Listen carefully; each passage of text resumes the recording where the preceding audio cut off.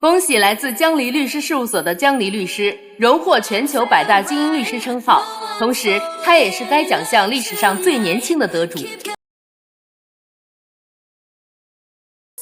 恭喜江律，恭喜江律，恭喜江律，恭喜恭喜啊！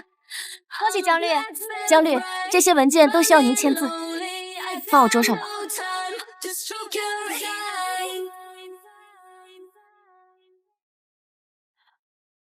我江离愿意做他的替身，只要你能偶尔来陪陪我，我不要钱，也不要名分，只要你给我一点点爱。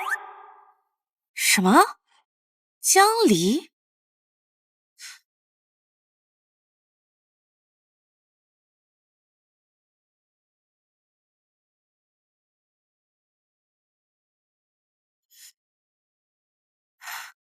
哭闹、割腕、抱大腿、被求爱，这是什么智商滑坡剧情？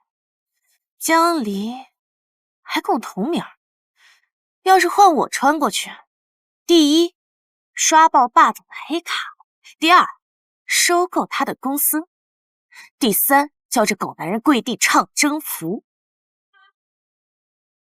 唉。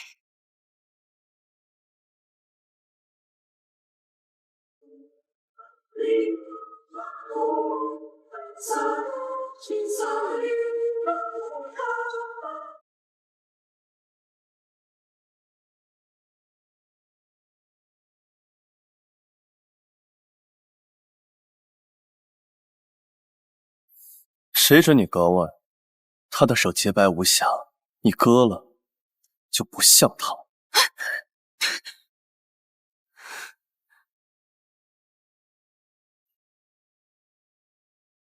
不是吧？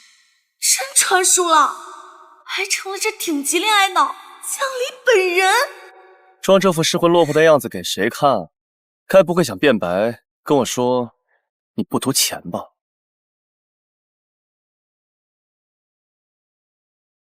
当然不是。亲爱的副总，对不起，以前是我不懂事，今后我一定会好好扮演您的白月光的替身，顺便掏空你的财产，让你知道什么叫装逼遭雷劈。他怎么回事？这微笑怎么那么像我买表时柜姐看我的眼神？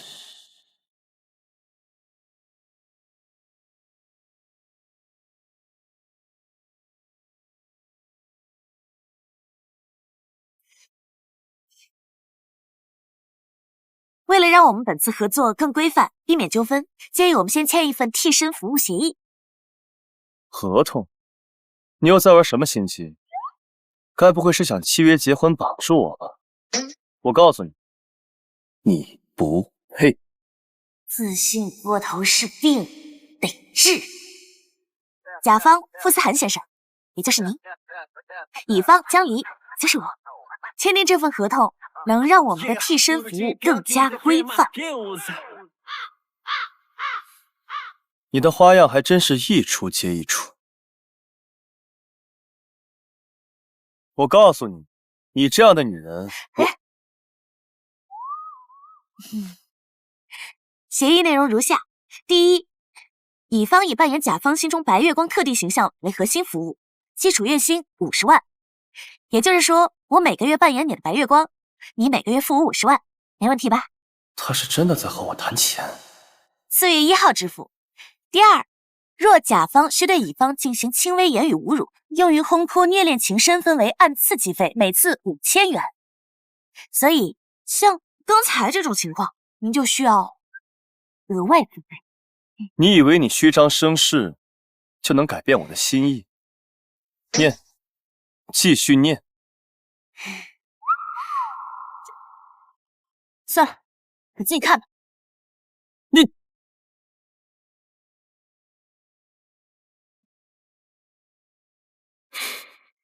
乙方需配合甲方出演为爱吃醋、黯然神伤、倔强隐忍等情绪大戏，按小时计费，每小时8000元，不满1小时按1小时收费。为我吃醋还要收费？而且节假日3倍工资。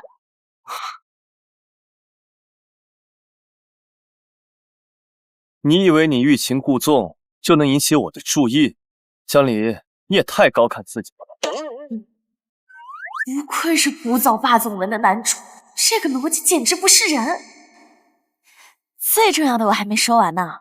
如果由于甲方原因导致乙方在履行服务期间受到来自第三方，尤其是我方的竞品，也就是您的白月光小姐的干扰，导致服务临时终止，您需要支付违约金。你竟然敢说它是商品？江离，你脑子里装的是什么？是你还是法典？这个疯子！副总，若乙方受到来自甲方的暴力威胁，致使乙方产生实质性心理创伤，甲方根据补充协议条款，需要向乙方支付10万元精神损失费。好，你想玩是吧？我陪你玩。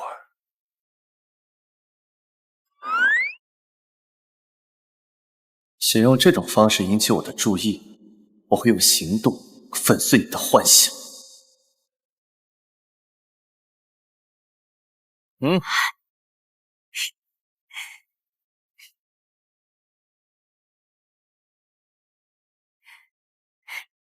合作愉快，副总，江离，工号001，竭诚为您服务。上钩了，傅思涵，一个会行走的 ATM 机，我即将榨干你的价值，称霸整个世界。明天是安然回国的接风宴，你陪我去参加。好啊，不过这属于额外的通知加班，您需要支付特殊场景表演费，当然礼服和造型要另算。总计是73000元。总裁，您是现在转账还是？转账。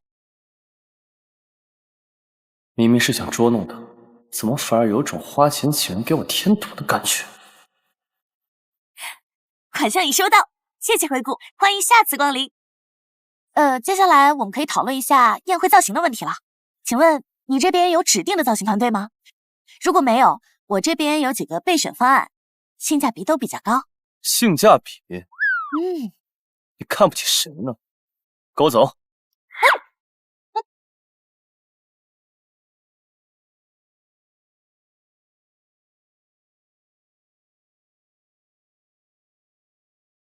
副总好。副总好。哇，不愧是古早霸总，好大的排场。副总好。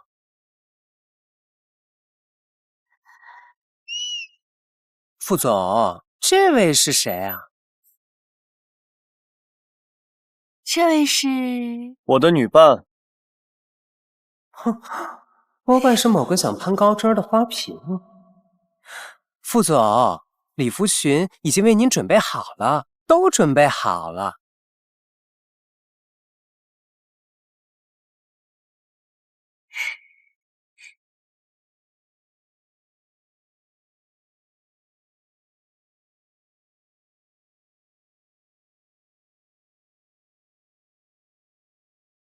就这条吧，这是婉晴最喜欢的风格。这条不行。还轮得到你说不？副总，还真就能轮到我说不。根据我们签订的协议，乙方有权拒绝可能导致乙方个人形象受损的造型要求。这条裙子设计优雅，剪裁得体，但是它不适合我。在副总面前，居然有女人敢说不？他是何方神圣？哪里不合适？你不就是不想和婉晴穿同样的衣服吗？江离，你的演技太拙劣了。没错，我就是不想和您的白月光穿一样的衣服。装不下去了？不，副总，我的服务核心是扮演您的白月光，而不是复制它，是2度创造讲究的是神似，而并非形似。再说了，复制也体现不出您这笔投资的价值啊。穿上这条裙子，我就只是霸道总裁白月光的替身，可这是我的第一次亮相，我要以江离一个堂堂正正奴隶的身份出现。那如果我非要你穿，那大家就又会觉得副总又找了一个没新意的花瓶，幼稚的宣告自己心有所属，会影响您的形象。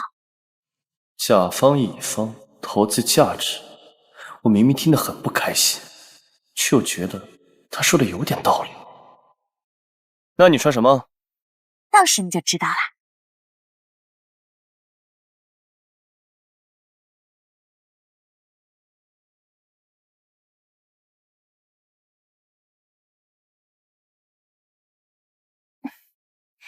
谢谢大家。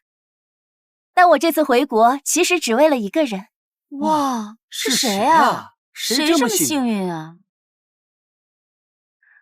思涵哥哥，你现在还是一个人吗？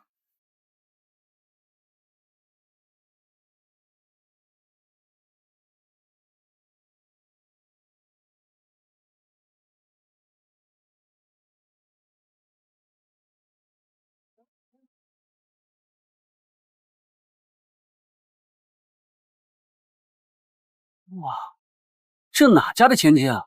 好漂亮！说不定是哪个嫩模。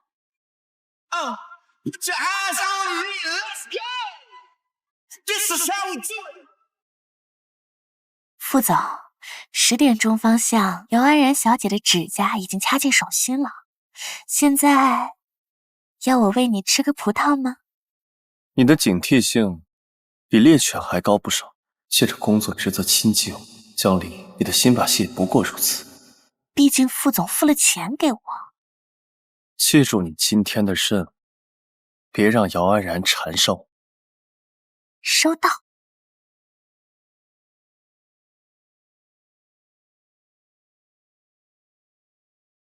思涵哥哥，这位新妹妹，不介绍一下吗？妹妹，你好年轻啊，还在读大学吗？你和思涵哥哥是怎么认识的？哼，这个女人一定是嫩模或者捞女。姚小姐久仰大名，我是江离，是副总的私人顾问。原来是工作关系。那安然小姐刚才可是有点咄咄逼人了。原来如此啊，好馋，给我等着。私人顾问，女朋友这个身份容易引发不必要的情感纠纷和道德审判，但是私人顾问就不同了，既专业又高端，还能解释我为什么会出现在这里。最重要的是，什么？这个头衔很贵，完全符合你为我支付的薪酬标准。原来是江顾问，失敬了。思涵哥哥，你也真是的，来宴会还带着私人顾问，你也太敬业了。听见了吗？你就是个完成工作的工具人。嗨，没办法，副总的业务比较繁忙，风险无处不在。我作为他的私人顾问，需要24小时待命，以确保他的每一项决策、每一个合同都万无一失。有必要吗？那当然了，尤其是在签署某些会造成重大损失的长期合作协议时，对吧？这个女人是不是又在提醒我是一个花了冤枉钱的甲方？私人顾问，这个世界上竟然有当着老板的面说话如此嚣张的员工，哼，要么无药可救，要么恃宠而骄。哎呦，副总啊！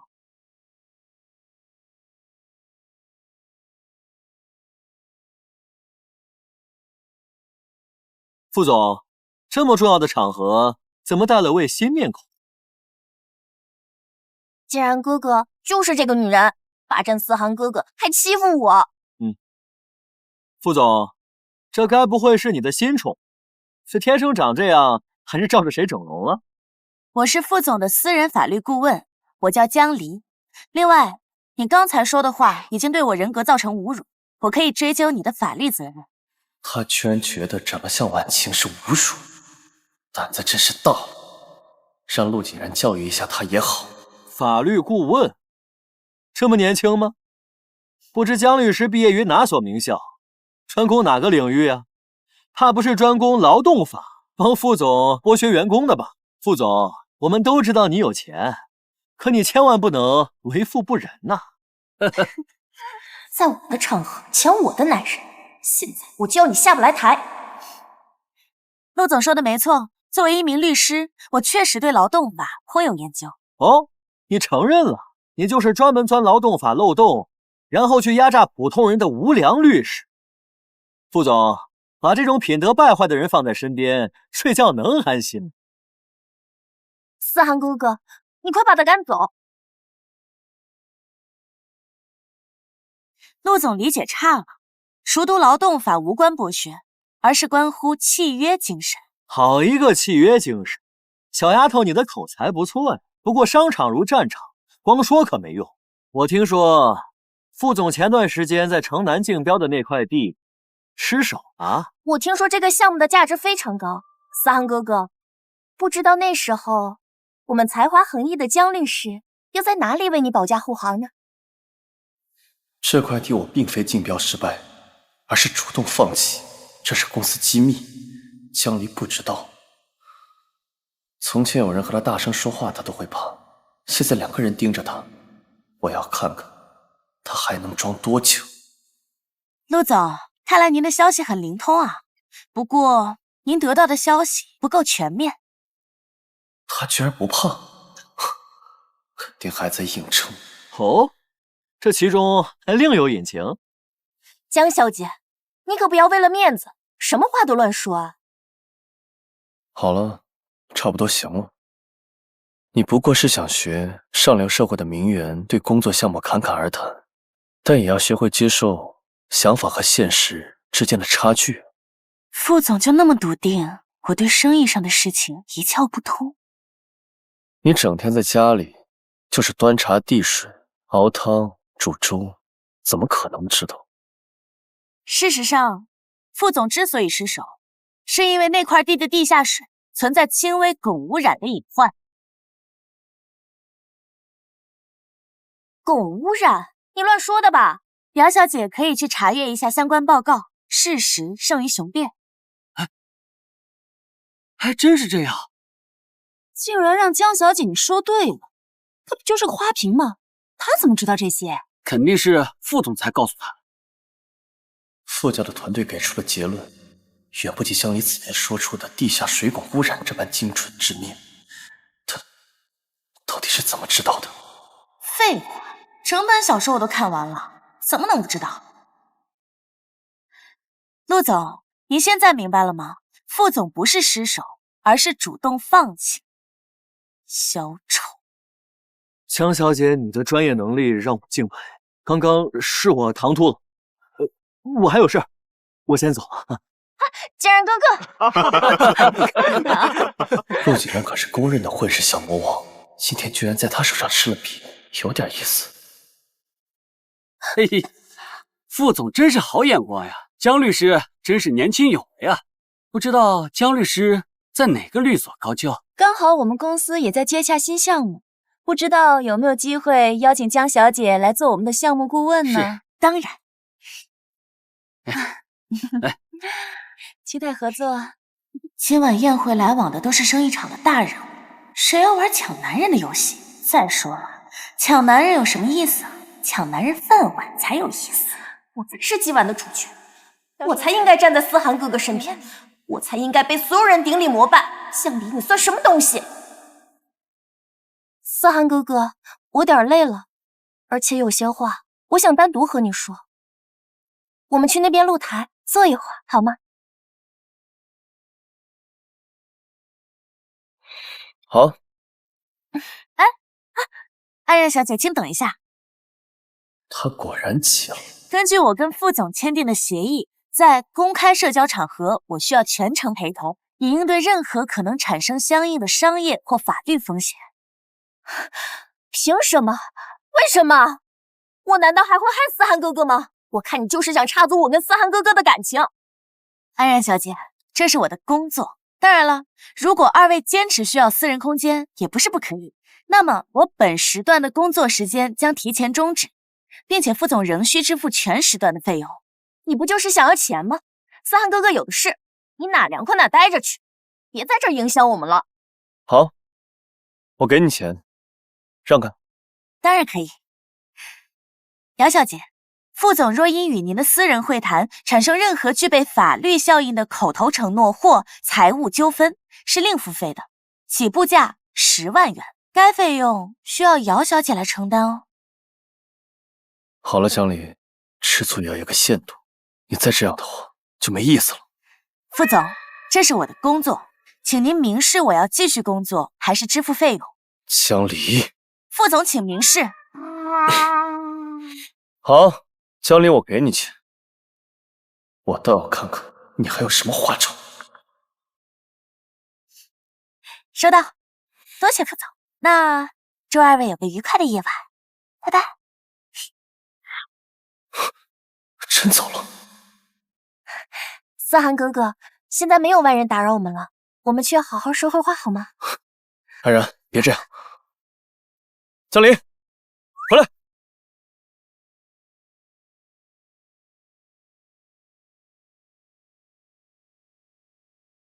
又是你，坏我好事。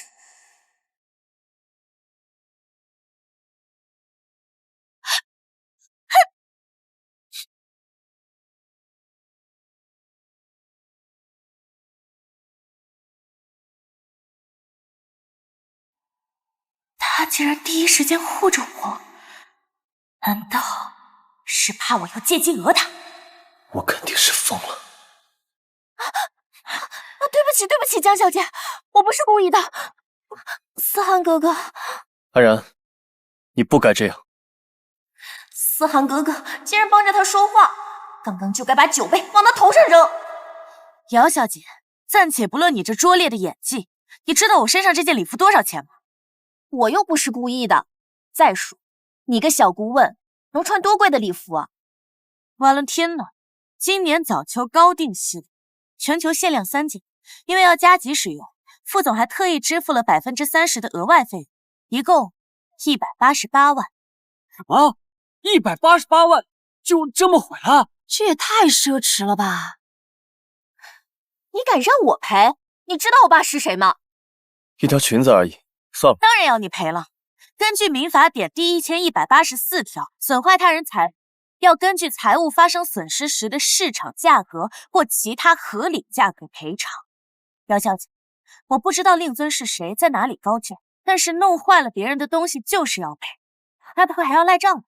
当然不会，小钱而已，我也不会放在眼里。只有像你这种来自社会底层的杂碎，才会这么斤斤计较。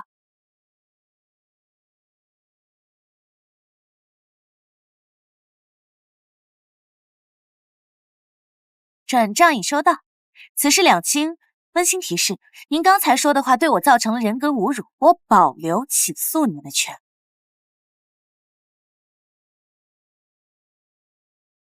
思涵哥哥，你看他呀，收了钱还这么咄咄逼人呢。安然，自己犯下的错误就要自己承担，况且他说的也没错。连你也不帮我，拜拜。哇，专业呀！江离小姐的业务能力也太厉害了吧！姚小姐以前没少给别人裙子泼酒，没想到还能吃这亏。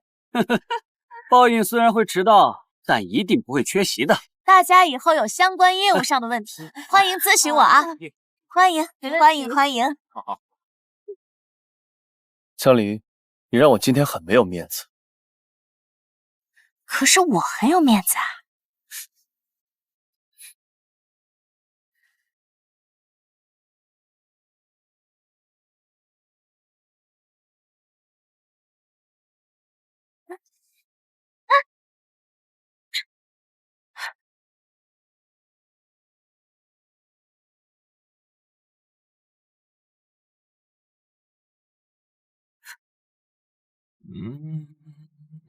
谁让你欺负安然的？想引起我的注意，也要适可而止。副总，你疯了吧？我为什么要引起你的注意？因为你喜欢我。我喜欢你。那为什么心甘情愿过来做我白月光的替身呢？为了钱呀。同样的把戏用一次就够，多了可就腻了。我说的是真的。现在就业环境这么困难，年薪1000万的工作可不好找。哦，对了，副总，今天晚上这种情况属于特殊情况，我已经给你妥善处理了，账单我稍后发到您的邮箱，合计177万。你是不是以为我不敢解雇你？1000万年薪，我就算丢进水里听个响，也不想养一个骑在我头上的大爷。副总当然可以解雇我，但是你首先要考虑一下解雇我的后果。解雇我，可就相当于把一把锋利的武器递到了竞争对手的手上。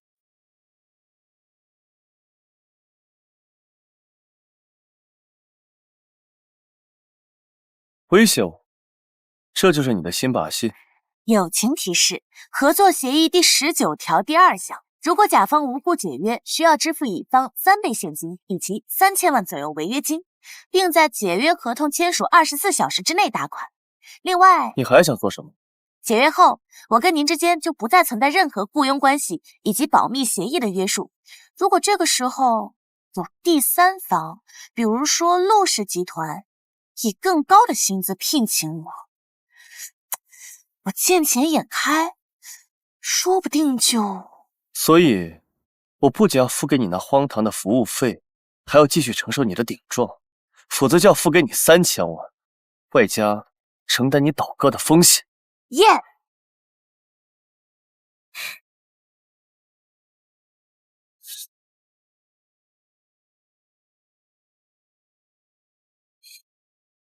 好，我答应你，从明天开始来我公司上班。装独立女性引起我的注意，以为背点法条就能拿捏我。来到我的主场，我有的是法子让你知道。我听副总安排。傅思涵啊，傅思涵，你真是气昏了头！你让我去你公司，这和让老鼠进粮仓有什么区别？收拾收拾，你公司准备姓姜了。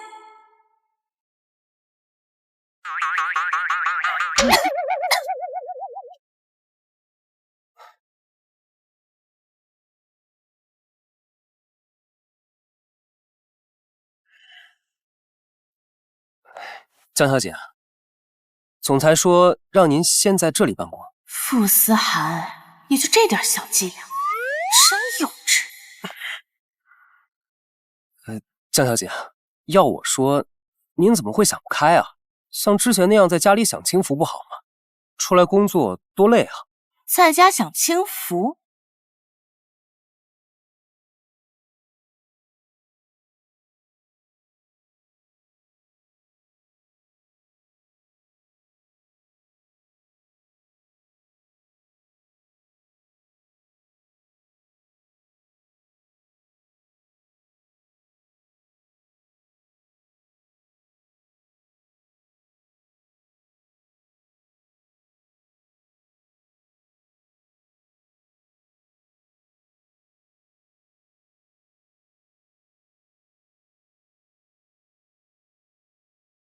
淡了。我知道错了，下次会改进。享清福，向下的自由不算自由。我既然来到这个世界，那我就要上桌。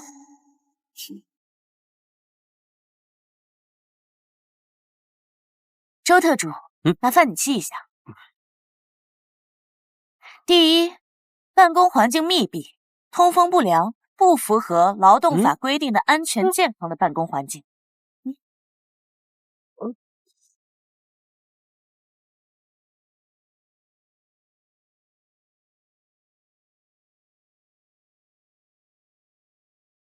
第二，通讯设备落后，无法接入公司内网，无法进行视频会议。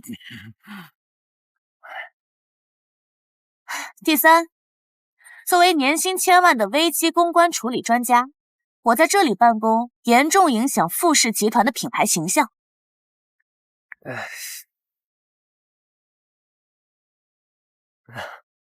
江小姐，您的意思是，基于以下3点所造成的后果，需要我们自行承担？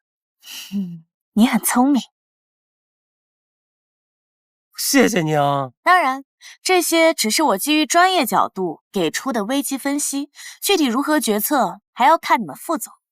所以，麻烦你把我刚才说的话原封不动的转告他，谢谢。原封不动。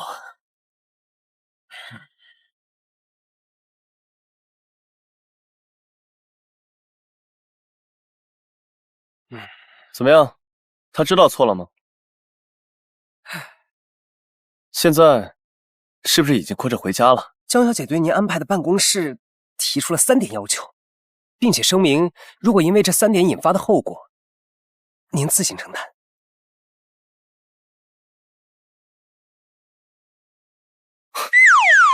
好一个江离，他是不是以为我拿他没办法？总裁息怒，其实我们完全可以借力打力。半个小时后就是高管会议，我们不如让江小姐参加。那些高管一向难缠，他们肯定会对空降的江小姐产生质疑。好主意，加工资。嘿嘿，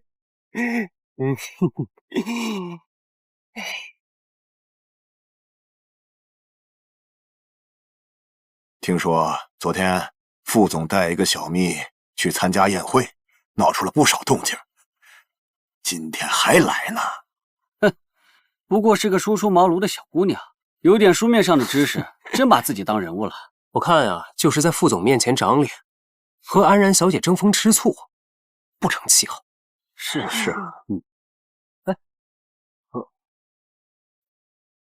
董事长好，董事长好。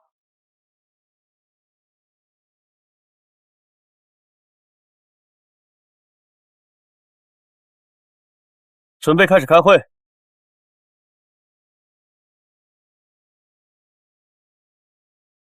市场部，我们市场部作为公司的老牌部门，一向都是脚踏实地，靠的是过硬的业绩，还有对公司的忠诚，而不是某些哗众取宠的旁门左道。我们预计这个项目启动之后，1年之内可以实现盈利，3年可以收回所有的成本，这将是我们集团新的利益增长点。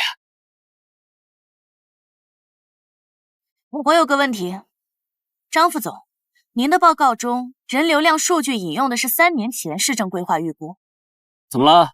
你有意见？但是根据上个季度交通部门的最新数据，该区域规划的地铁线路已经被一条 BRT 线路取代，这也意味着核心客群的消费理念和交通方式已经发生根本性的改变。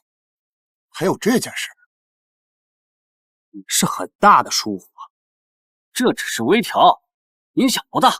影响不大？你确定吗？我在市场部多少年了？难道我的市场敏锐度还不如你？副总，江小姐纯属是在胡扯。客户群里没有改变，剩下的问题都可以解决。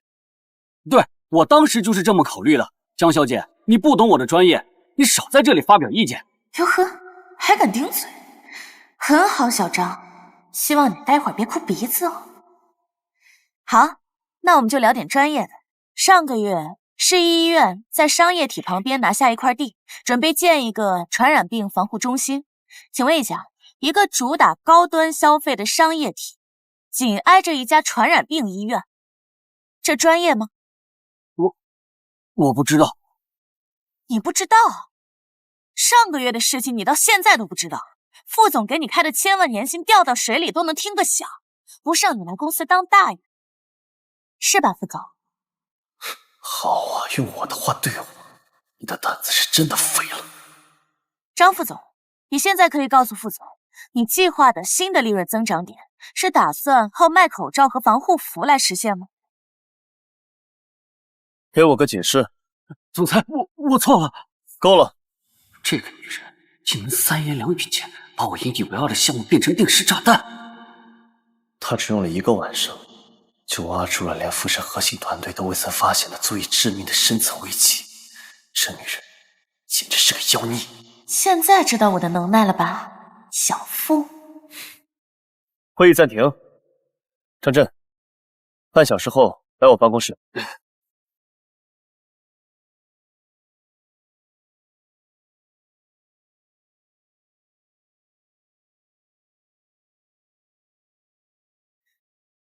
副总，明天上班前，我希望看到符合我身份的配置，否则的话，我之后的工作恐怕只能在您的办公室完成了。看见了吗？敢解雇我？知道没有我的富士集团埋着多少像城西项目这样的地雷吗？滚去人事部，让他们给你换。就换到我隔壁那间，那是仅次于我本人，视野最宽广、面积最大的副总裁办公室。谢谢。另外，副总，刚才是您第2次对我说过，记住，事不过3。江离，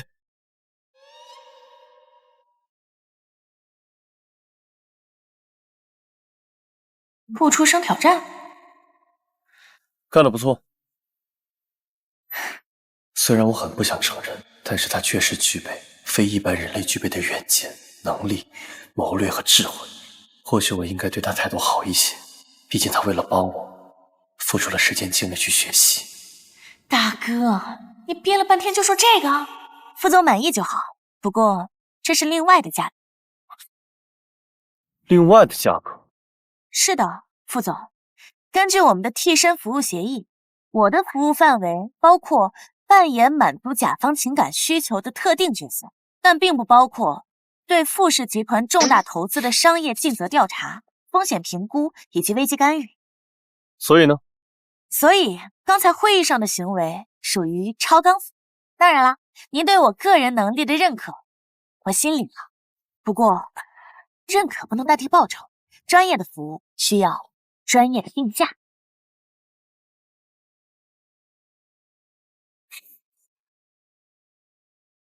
我跟你谈感情，你跟我谈合同；我跟你谈工作，你跟我算超纲。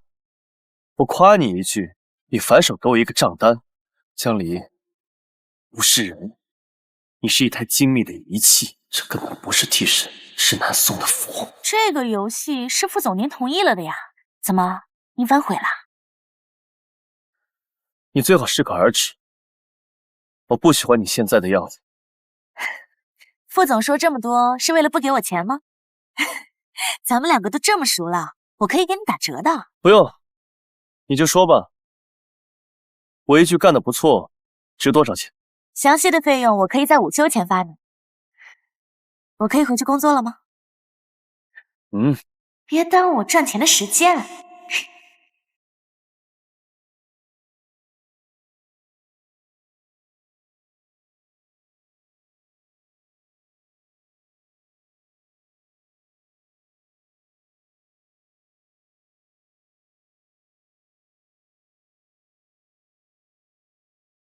江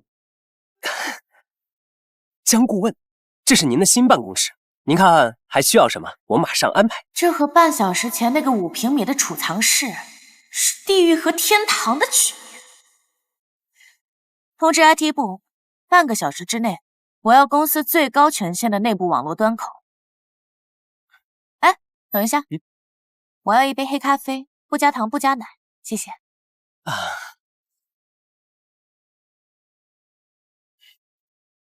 唉，颤抖吧 NPC 们，你们的神要开始大展宏图了。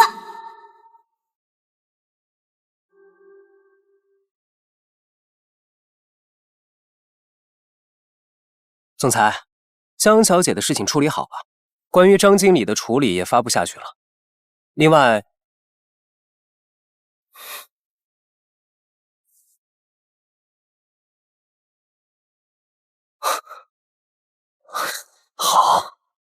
很好。总裁，您要不要喝口水啊？但我怎么突然觉得江离说的对啊？啊，总裁，您糊涂了？他的处理方式虽然没有感情，但却是顶级、绝对理性，以其利益为唯一导向的最佳商业解决方案。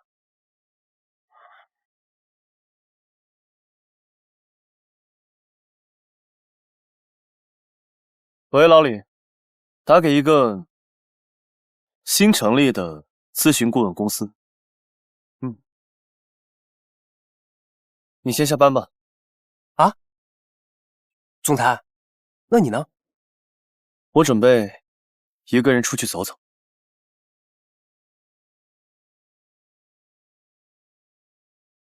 去哪儿？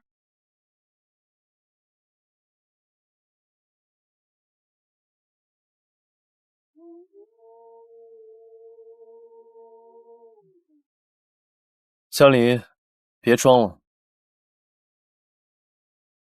我装什么啊？你嘴上说着不喜欢我，但听见我要独自一人出门，还不是火急火燎赶来？哦，你是这样理解的。行了，我承认是我以前没有发现你的长处，但你再继续胡闹下去，那可就不好玩了。副总，现在是下午时间3点15分，距离我的下班时间还有2小时45分钟。按照协议，我必须要完成本日的工作时长。不是故意跟着你的哦。你说什么？哦，我懂了，副总是工作太累，想玩情感 play 了。小妖精。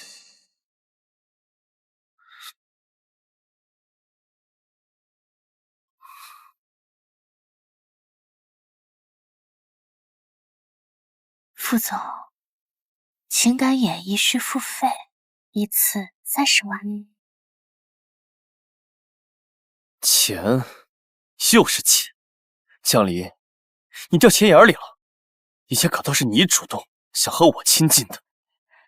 今时不同往日，所以副总是打算付费呢，还是从我身上起来？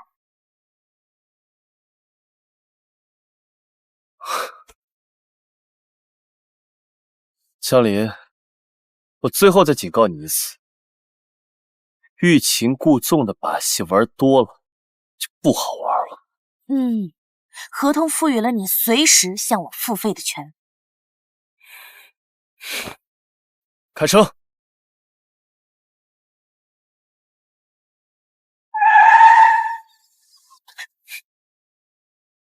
哎呦，哎呦，哎呦，疼死我了！哎呦，哎，您别下去，您的身份不适合出现在这种纠纷场合，而且您现在心情不好，就算是下去也是砸钱了事。他这是想保护我。也是，过去他爱我爱得那么痴迷，怎么可能轻易就改变？这就装不下去了。那你想怎么办？让他继续躺着？好严重啊！您坐着，我来解决。碰瓷儿很好，到我的主场了。那你小心一点。哦，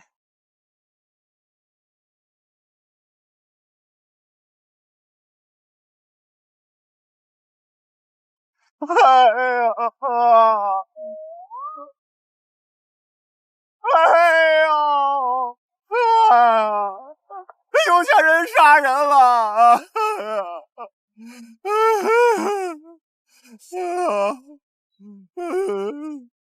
有钱人了不起，有钱人就可以随意撞人啊！真是世风日下，这什么男人？遇到事让一个小姑娘解决，算什么男人啊？就是啊，下车，快下车！是男人就下车，赶紧下车吧。麻烦，早说了砸钱了事。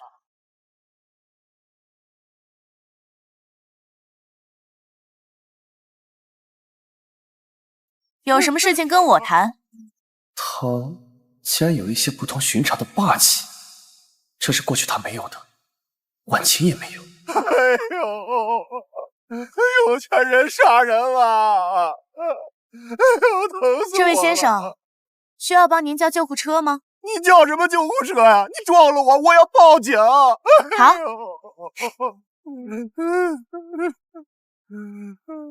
喂，你好，是报警中心吗？我在怀庆路和同庆路的交叉路口发生了一起交通事故。我看了不，没有人员伤亡。你还真报警啊？事情是这样子的，我方车辆正常绿灯起步，车速低于每小时5公里。一行人自行冲撞到我方车前，并声称被撞伤，疑似碰瓷。我没有啊。对，我有全程录像，车上也有行车记录仪。我怀疑对方涉嫌敲诈勒索，麻烦你们过来处理一下，谢谢。从前没发现，他处理事情还挺有魅力的。哼，你胡说八道你！警察马上就过来了。另外，我刚才观察了一下，你出来的地方右上方30米处有一个高清摄像头，而且我方车辆的行车记录仪是4K 超广角的，应该拍得很清楚。你强词夺理，你胡说八道！你那什么行车记录仪绝对是假的！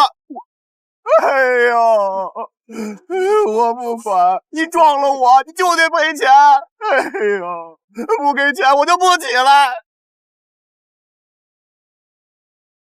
无耻之徒！友情提示：按照治安管理处罚法，敲诈勒索构成刑法上的敲诈勒索罪。我怎么了你再不起来，属情节严重，3年以下有期徒刑起步。他居然一点都不害怕，有理有据，不卑不亢，整个人都在发光。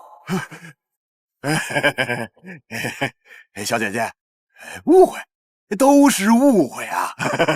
刚刚那是我眼花了，自己摔倒了，跟你们没关系啊。那我就别着急走啊，警察马上就过来了。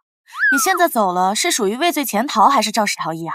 到时候情节就更严重了，还是等警察来了把话说清楚了再走比较好。你放心，法律是公正的。碰瓷儿我，那你算是踢到了铁板。哎呦，小姐姐，姑奶奶，我错了，我上有老，下有小，刚刚是我一时糊涂呀。这钱我不要了，你就把我当个屁，放了吧！啊，求求你了！这姑娘真厉害啊！对呀，真是的。整个过程高效利落，甚至带着一种不动声色的优雅。江离是什么时候变成这样的？是为了引起注意，在暗中提升成这样的吗？很好，他成功了。原来是碰瓷的，真是不要脸！这姑娘真厉害，一点也不害怕啊！就是。喂，110吗？刚才那位先生突然说是误会，是他自己不小心摔倒的，我们已经和解了，就不用麻烦你们来跑一趟了，抱歉。谢谢。还不赶紧走？是等着被请进去喝茶谈心吗？真像刚才什么样？真是走了。走，咱走了。走吧。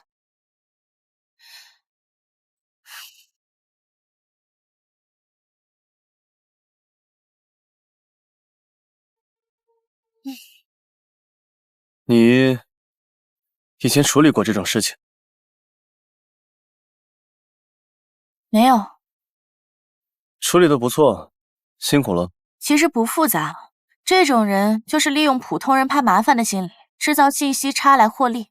我做的只不过是把信息透明化，他的心理优势自然就崩溃了。这女人懂得好像很多，我感觉我对世界的认知正在被她一点一点的颠覆重塑。我突然发现，其实你还挺有趣的。你是从什么时候开始？这次服务的账单我已经发到您的邮箱了，这次服务费是16万。16万？你就下去说了几句话，就要16万？亏我还以为他刚刚下去是因为担心我的情况，没想到还是为了钱。这个女人简直荒唐。如果刚刚换成是我下去的话，他不一定会讹到我16万。没错，刚才如果是您下去，大概就会砸5万块钱了事。对方看您开着豪车，应该会坐地起价，最后您应该会花差不多10万块钱。原来你心里还挺清楚。但是，我刚才只花了5分钟的时间，就给您省了起码10万块钱，还规避了无法估量的品牌形象损失，维护了你一下午的好心情。这样算下来，是不是觉得16万还挺值？好，他没讹到的部分换你来讹。江离，你有完没完？咱们服务人员的事情怎么能叫讹呢？副总玉树临风，说一不二，富可敌国，肯定不会赖账的，对吧？傅思涵，你在我面前就是个弟弟。账单发我邮箱上，但是我是为你刚才最后一句话买单。夸他能挣钱，还真是人傻钱多。开车。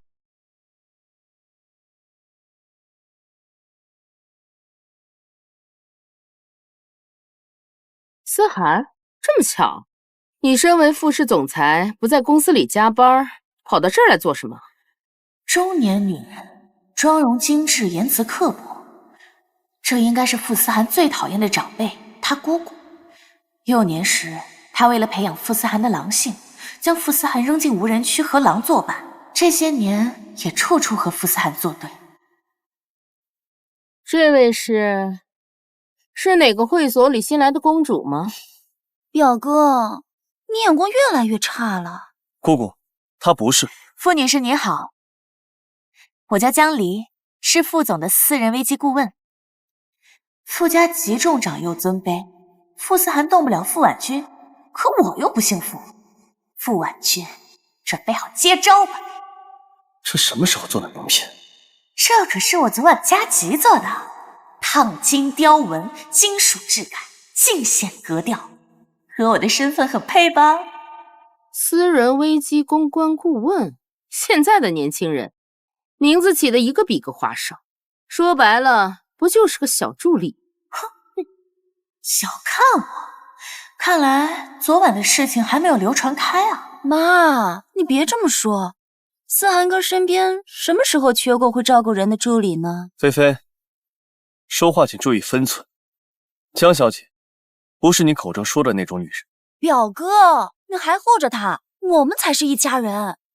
妈妈，你看哥哥。林小姐，您刚才的言论虽然是在私人场合，但是已经对我的职业造成了污名化的描述。如果传播出去，根据相关法律，我有权追究您侵犯我名誉权的责任。你什么意思？你再说一次。你是在威胁我女儿吗？像你这样趁着年轻有几分姿色，想靠着工作勾搭有钱人的小丫头片子，我可见多了。我命令你马上向我女儿道歉。姑姑，何必咄咄逼人呢？傅思涵，如果你不想明天傅家宗族长老都知道你和这个不三不四的女人厮混在一起，你就给我闭嘴！别忘了你是怎么当上副市总裁的。姑姑，我和你的事情跟他没关系。哎，傅女士，我有必要提醒您一下，您刚才的话语已经涉及到傅氏家族继承这一敏感话题，我建议您立刻闭嘴。怎么，我聊我自己家的事儿还要经过你的同意？哎，真是不巧，还真要经过我的同意。这女人好大的胆子，竟然敢硬刚姑姑。傅女士，如果今天傅氏估值内斗的新闻传出去，大概率会造成傅氏集团内部治理纠纷，同时会释放出傅氏内斗的负面消息，影响股价，造成经济损失，而这些全都要由赵氏方来承担。你可以吗？思涵，姑姑可是为了你好，你一点都不领情吗？你还看着这个女人在我面前耀武扬威，用亲情绑架我，黔驴技穷就来这招。我当然相信傅女士刚才的话都是出于对我们傅总的关心，但是为了避免今天的事情被有心之人传播出去，造成负面影响，我建议您现在立刻马上和我们傅总道歉，将风险降到最低。道歉？我向一个晚辈道歉？哼，你问问他，他敢接受吗？思涵哥哥，如果舅舅知道了的话，你会挨骂的。所以说，傅女士，您完全不担心自己对傅氏集团的影响，还是说，在傅女士您心里，傅氏集团的利益轻于鸿毛，只要您的面子重于泰山就可以了？啊，您别误会啊，我就是问问。从小到大，他是第一个会在姑姑面前护着我的人。我本来想用身份、规矩、人情这些模糊的社交武器来羞辱江离，没想到他根本不和我在同一个频道里对话。上流社会的圈子里，没人敢这么和我妈说话，我一定要让她好看。思涵，今天这事儿是姑姑不对。姑姑，没事的话，我们先去吃饭了。走。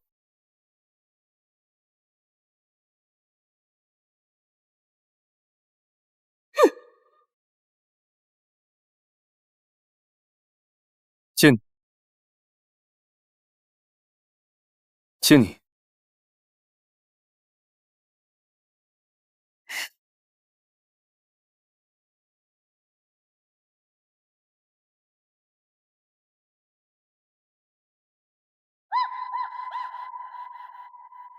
这是第一次。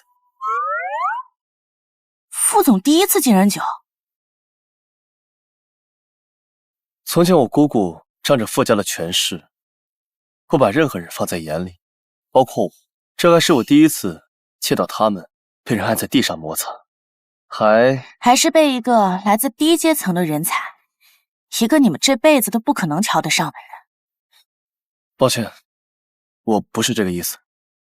有也没关系，我无所谓，因为什么？因为他内心强大。因为不管是你还是你的家人，你们怎么看我都不在乎，我又不可能一辈子为你们而活。不在乎？那他刚刚护着我是做什么？欺骗我的感情吗？江离，你变化很大。说来听听。从前你都是害怕我离开你，现在你好像什么都不怕。恐惧都是来源于未知和失控。当我了解了规则，并且能预判所有可能发生的结果，其实就没什么值得恐惧的了。恐惧是弱者的事情，我可不是弱者。包括激怒我离开你。副总，你胡说什么呢？你明明是不可能离开我的。我就知道嘛，你的心里还是有我的。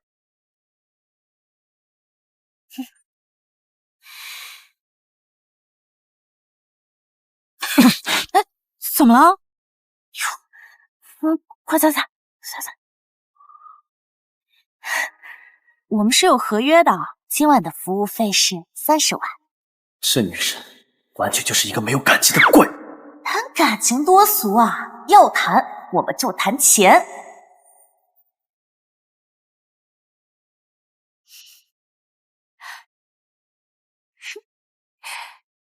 多谢副总，今后我还会继续待在您身边，为您提供更好的服务。Cheers。哼。哟，周特助，这么晚了怎么过来了？是要聊工作上的事情吗？现在可是已经过了工作时间了，记得问他要加班费。我谢谢您啊，江小姐。不用客气，以后有任何劳动纠纷上的问题，都欢迎来找我，我给你友情价。我还想多活2年呢。江离，我给他开的是最高时薪。哇，那你人蛮好的，但是这并不代表你不需要支付他加班所产生的加班费。加班费我会给你的，跟我来趟书房。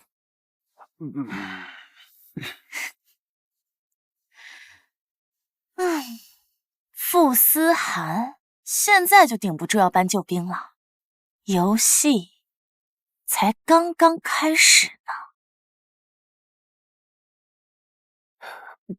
总裁，您的意思是江离小姐又从您这里划走了46万？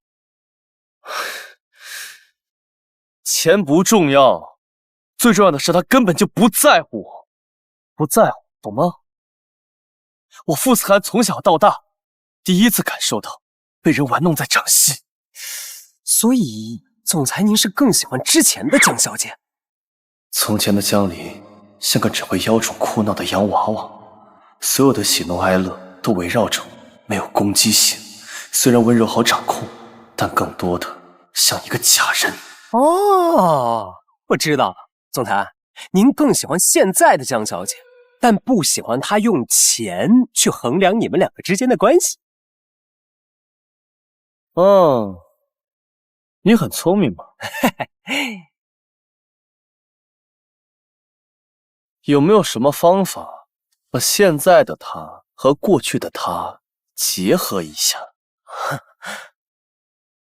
啊，我来解决。不然我雇你干嘛？对，我来解决。这加班费不挣也可以吗？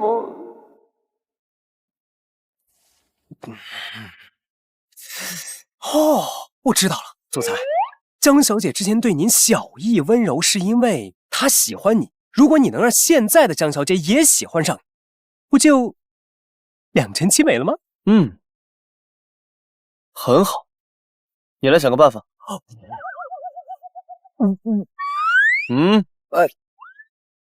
好的。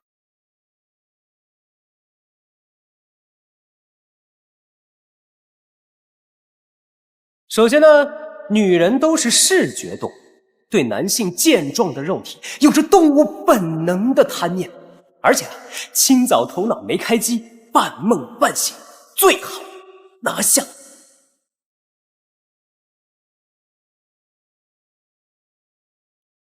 Yeah, baby.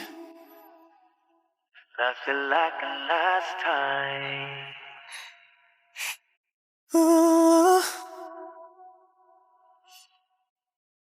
I've been waiting. I'm finally here in front of you.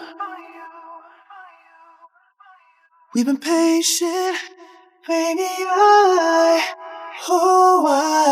had you on my mind since the last time. Baby, you've been on my mind since the last time. 醒了？这么大人了还不会穿好衣服，霸道总裁是不是脑子不太好啊？有没有觉得我今天哪儿不一样了？不一样。吐司、火腿，还有边缘蛋白凝固，蛋黄仍在流淌的完美水波蛋，旁边配着几颗色泽鲜亮的浆果。这份早餐完全是按照我的喜好定制的，就算是要收钱，他也是为我花了心思。不过，这就一份。是的，只有一份，我的。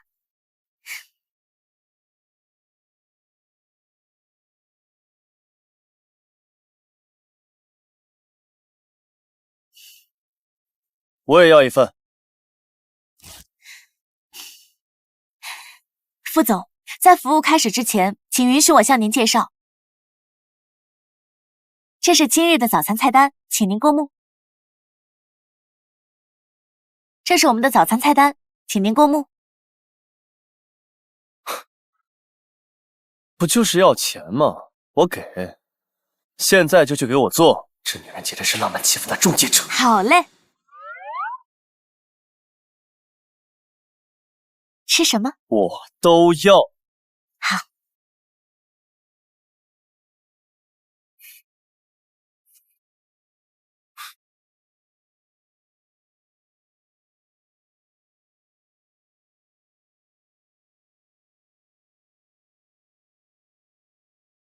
爸，我知道了，这件事情我来解决。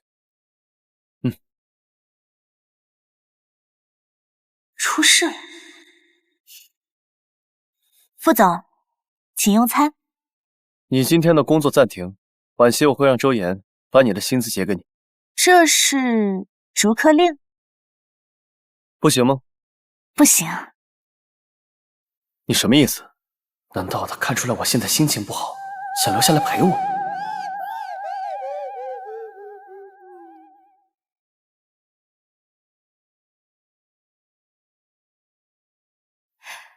副总，根据协议，我需要识别评估并规避一切可能对甲方以及您的商业价值、公众形象及核心事业等负面影响的潜在或潜在风险，其中包括但不限于由于甲方的个人家庭关系、私人纠纷以及相关社会网络所引发的系列风险。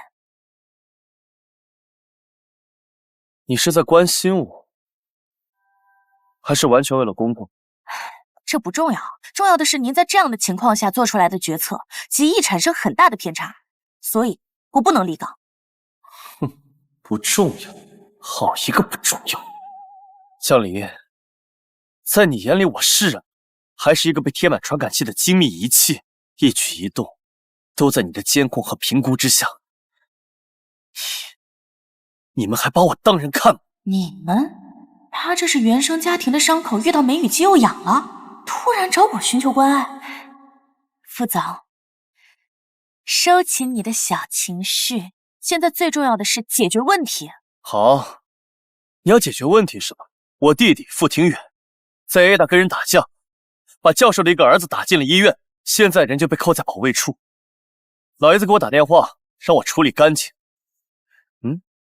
你来继续。你弟弟，我记得他应该是你同父异母的私生子，这些年来一直在给傅家惹麻烦，是傅家一直想除掉的困难。他竟然记得这么多和我有关的事，所以这件事情一定要我来解决。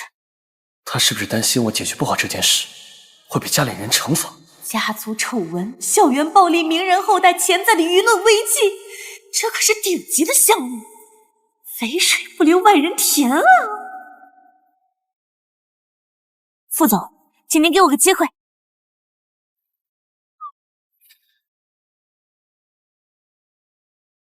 到账470万，钱款已到账。副总 ，Go Go Go， 出发了！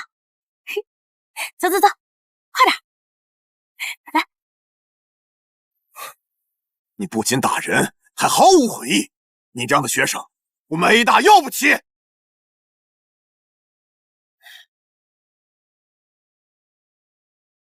哼！哎，他就是你弟弟啊？怎么？没你帅。都什么时候了，还说这种话？快处理事情吧。收到。你就是这个纨绔的家长？孙教授您好。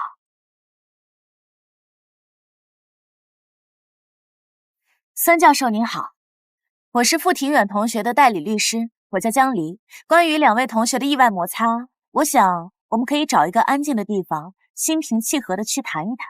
律师？哼，这就是你们有钱人的一贯作风啊！拿法律条文来施压吗？我哥给你多少钱？你这么卖力，让他自己跟我说，你算什么东西？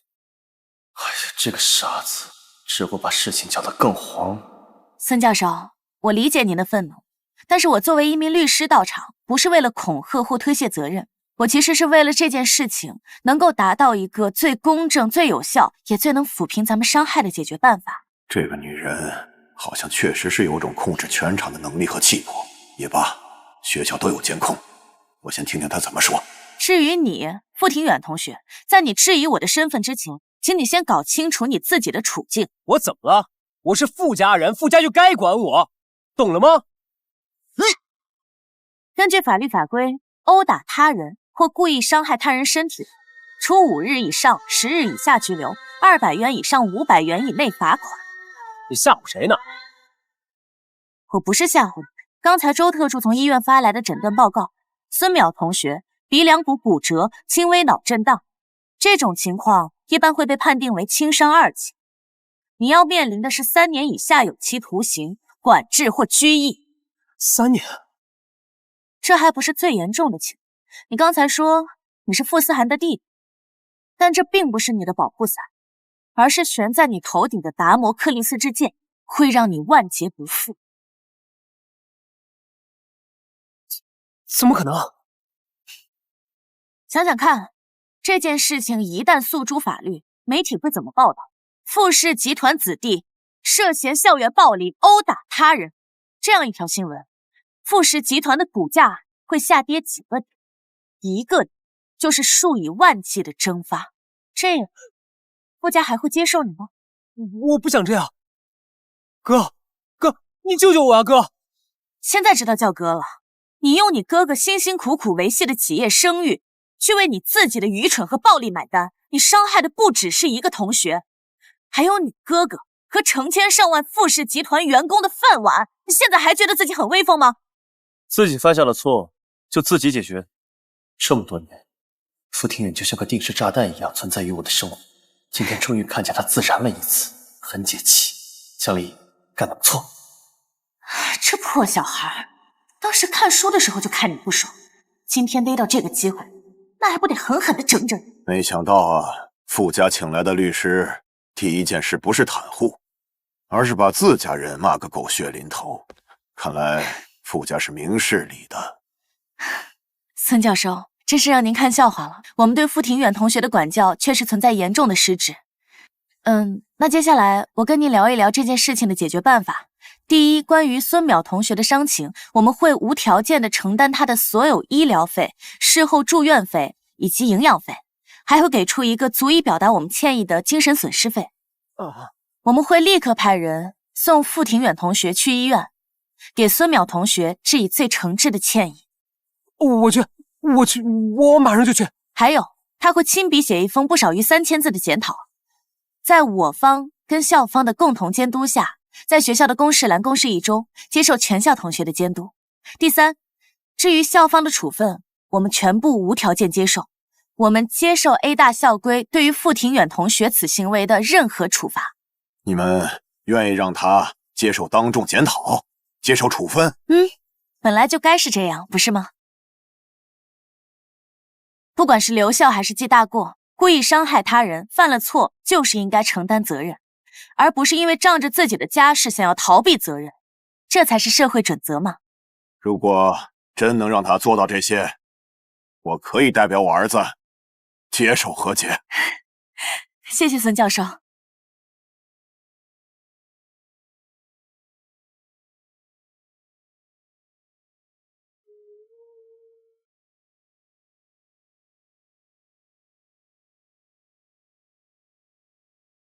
你是怎么做到的？副总，这是我的核心业务范畴，通过精准分析冲突双方的核心诉求和心理弱点，运用法律知识、谈判技巧和危机公关政策，为甲方达到最有利的结果。我不是想问这个，我想问的是，为什么我花了这么多年都搞不定的弟弟，你一出手就解决了？不行，这样问显得我很无能。反正以后有他帮忙搞定，不过是花点钱的事。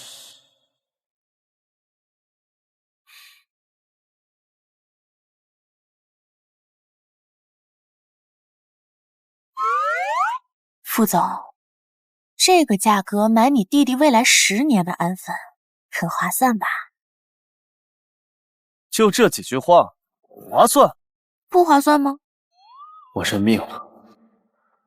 行，你说什么就是什么。好啦，现在事情已经圆满解决了。您是打算回公司呢，还是现在去医院看望一下孙淼同学，以示您作为兄长的关怀？你就没什么别的想和我说的吗？比如说，我虽然坐拥傅氏财团1000亿资产，但其实背后藏着原生家庭埋下的定时炸弹。你就不该说点什么吗？您是想让我心疼您一下？开车。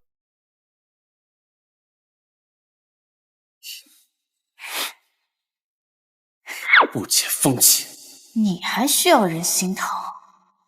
哎，那我们普通人跳河就行。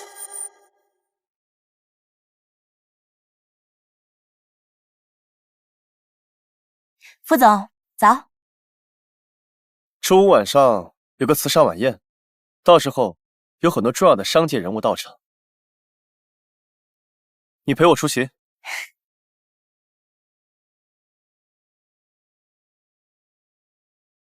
周岩，视觉冲击不管用，还有没有别的方法？要不我们加入一个竞争机制？继续说。之前参加宴会，您都是那些世家名媛的焦点。如果江小姐在场，肯定能感受到您的魅力，到时候就……有道理。把最近规模最大的刑检找来。是。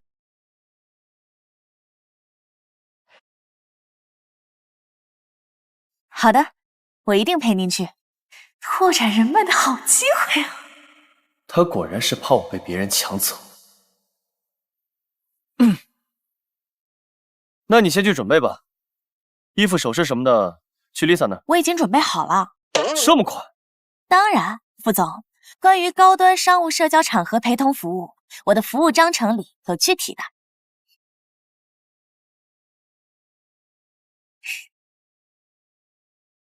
副总，请您先选择服务套餐。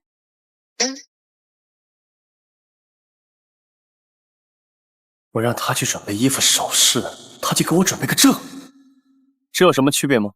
区别在于，您是想让我做一个漂亮的花瓶呢，还是想要一个能为您挡子弹，甚至能为您抢碉堡的靠谱战友？宴会什么的最好挣钱了。傅思涵，准备好钱包大瘦身吧。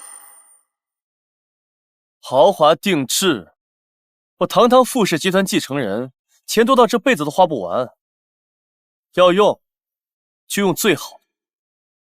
这种场合，万一出了什么幺蛾子，绝对会非常棘手。与其那时候在手忙脚乱的为江离家收突发事件处理费，不如一开始就买个顶配。唉，图个清静。副总大气，要的就是你这句话，傅大鱼。接下来我为您介绍一下合同的具体内容和细节。豪华定制套餐，起步价60万。鉴于这一次的媒体曝光度很高，我们需要承担您的形象风险和公关压力也会相应提升，价格上需要小小的上浮20%。没问题。另外，考虑到您过往比较吸引麻烦的体质，我这边建议您增加一个前任或白月光或潜在情敌突发应急预案，售价8万8，预案一经启动，效果童叟无欺。加。好嘞。只要这次宴会能让他重新燃起对我的狂热追逐，这些都不算什么。总计888888，账单已经发送副总的邮箱，还请在活动开始前完成支付。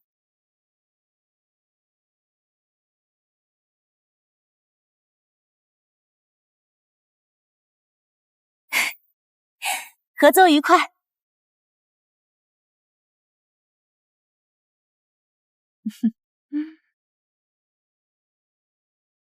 副总，您一个人来的吗？可以喝一杯吗？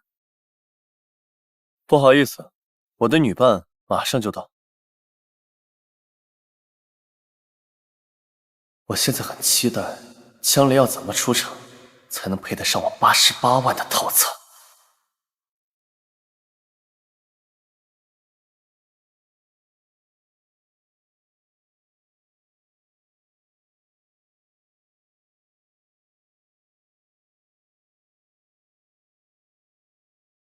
哇！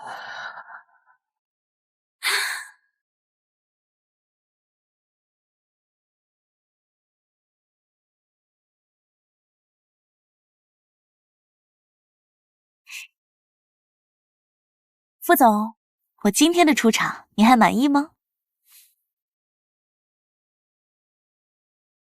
物超所值。该死，我看见他居然会心跳加速，难道我对他？我不会的，他只是一个替身。副总满意就好，毕竟客户的体验是我们的第一追求。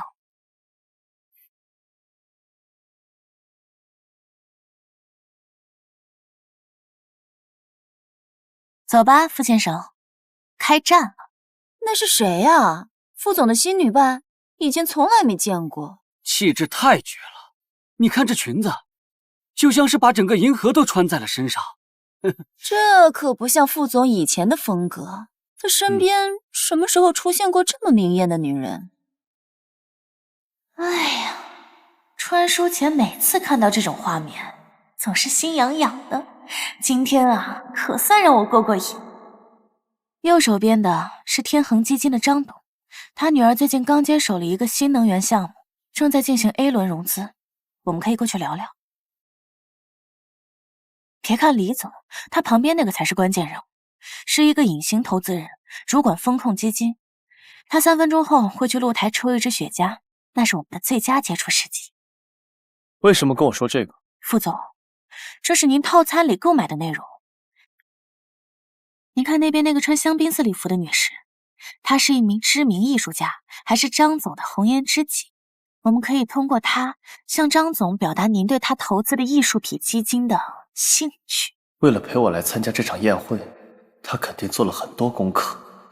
现在先跟着傅思涵去刷个脸，以后我开始创业，这些都是我的人脉。思涵，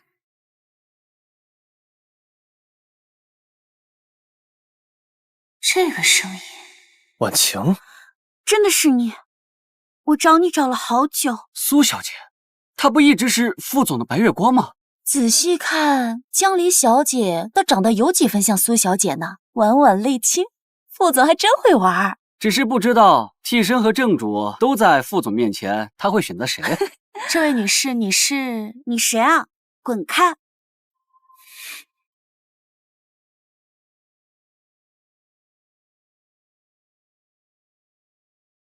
还有2副面孔呢。你好，我叫江离，是副总的私人顾问。副总正在进行重要的商务社交，请问你有预约吗？什么玩意儿？你知道我是谁吗？我见思涵还要预约？思涵，我找你有私事。哎呀，真是不巧，副总今天的个人时间全部由我全权代理。如果是个人私事，建议您去找他的特助周岩先生去进行预约，或者什么？您可以参加我们今晚的时间竞拍服务。今晚的行情价是每10分钟20万元起。鉴于您是副总的故人，我给您打个88折，友情价17.6万元。少在我面前耀武扬威！你知道你能留在思涵身边是因为长得像谁吗？那么快就打出替身牌了，苏小姐功力不怎么样啊。现金、刷卡或者微信支付都可以，请问你哪种方式方便，苏小姐？苏小姐说了这么多，江小姐竟然把副总的时间进行竞拍，还打折，这是什么招？4两拨千斤吧，这也太狠了吧！我这辈子就没受过这种奇耻大辱，这个替身凭什么？苏小姐 ，Hello， 苏小姐，请问您在吗？你，哎，看来您暂时没有消费意向，那是我们失陪啦。副总，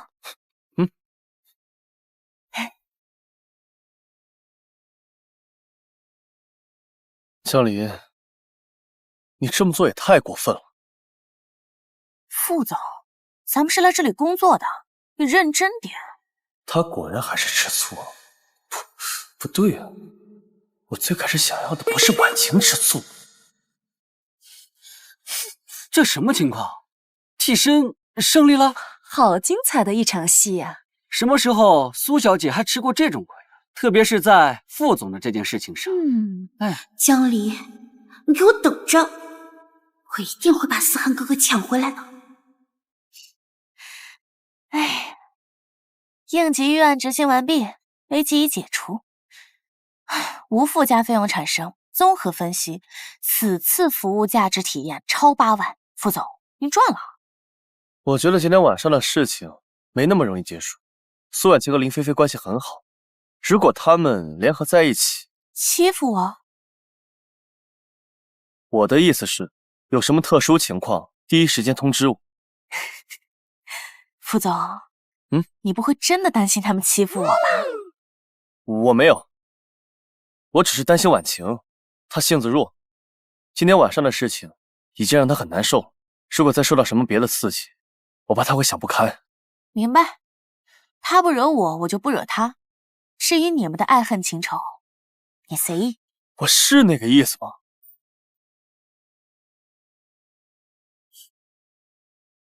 婉晴姐，你就是太善良了，我哥也是，亏你还特地跑回来想给他个惊喜，他居然也由着那个疯女人。这也不能怪思涵啊，他大概是被那个女人蒙蔽了。我只是没想到，我离开的这几年，他身边竟然出现了这样的人。不过是一个见钱眼开的拜金女罢了。我哥应该也就是一时新鲜。对了，婉晴姐，你可不能这样算了。你和思涵哥哥这么长时间的感情，难道还敌不过他一个浑身铜锈味的女人？菲菲，感情不是用来比较的。我现在只想让思涵记起来我们过去的样子。婉晴姐，你有什么计划？我帮你。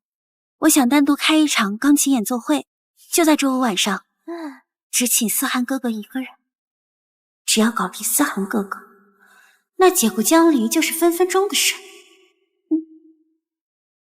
副总，您找我？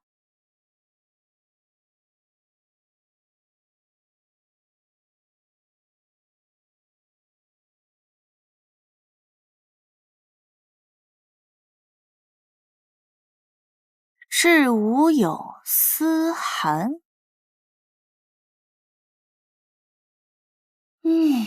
还有一股栀子花香。演奏曲目《月光》。副总，这苏小姐确实蛮聪明啊。这首曲子是傅思涵和苏婉晴少年时代共同的记忆，旋律响起就能直击傅思涵内心最柔软的角落。还有心思看热闹，还不快帮我想办法，帮我解决问题！这次活动我会陪您一起出席，并且不收取任何费用。果然还是在乎我呀！谁让你上次购买的金牌伴侣套餐服务还在有效期内呢？先下去吧。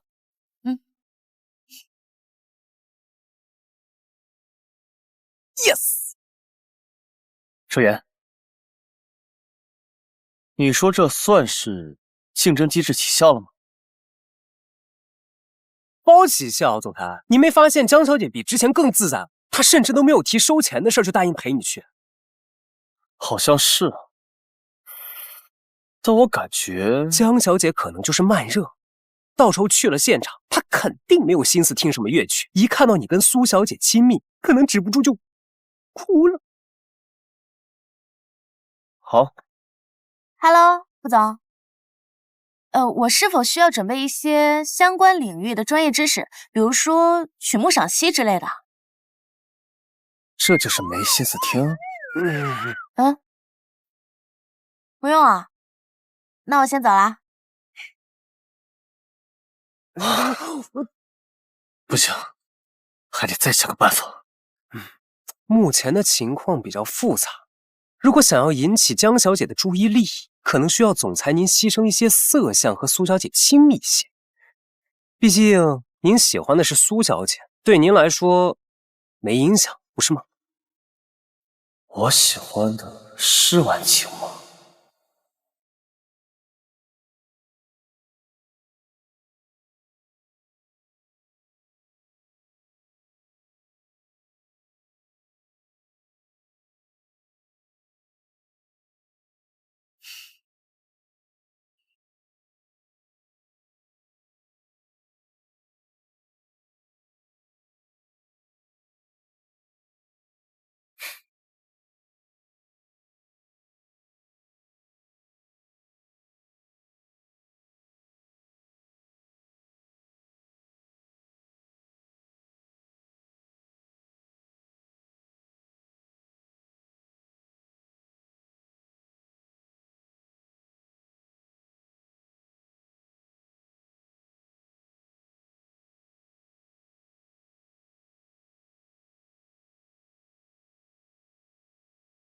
思涵，你可以抱抱我吗？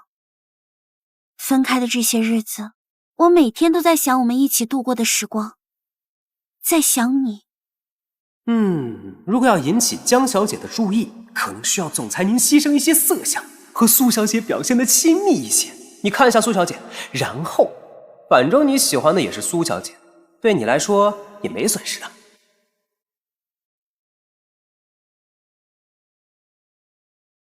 少年的回忆是一生最美的记忆。江离，你拿什么和我斗？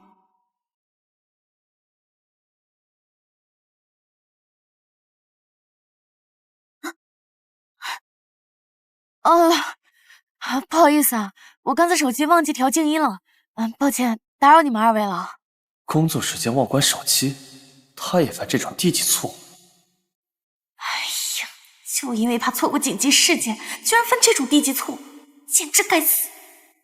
对了，副总，我今晚的工作时间到了，接下来的时间就不打扰你们2位了。要走？那看来是真的吃醋了。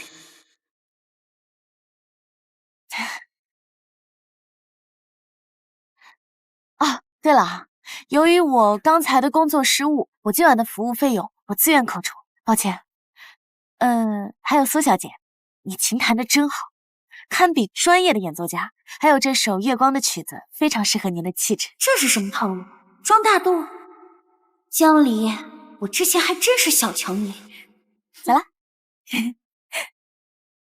江离，思涵，你现在就要走吗？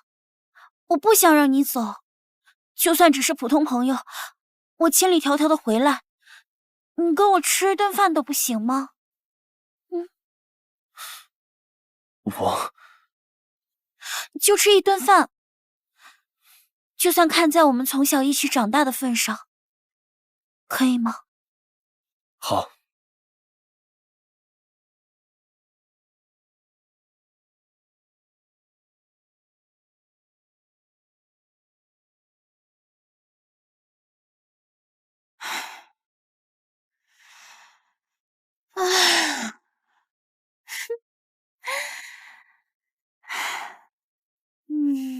没有阴晴不定的霸总，没有2副面孔的白月光，这个世界都安静了。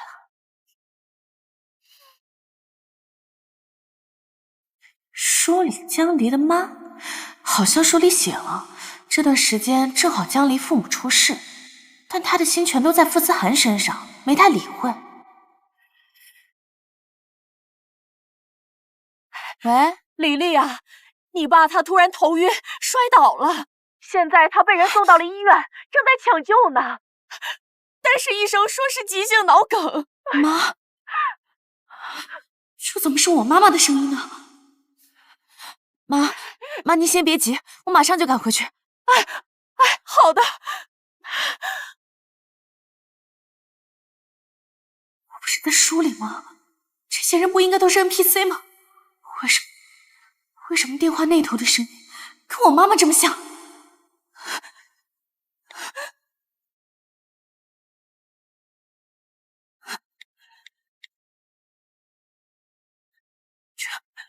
我怕我妈跟我一起穿梭。现在躺在医院的不是原主的爸，是我爸。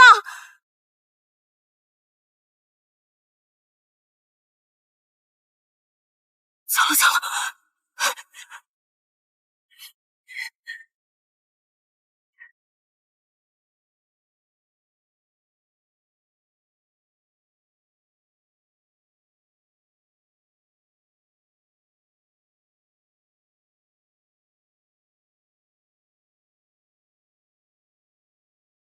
他从不会在下班时间来电话，是出事了？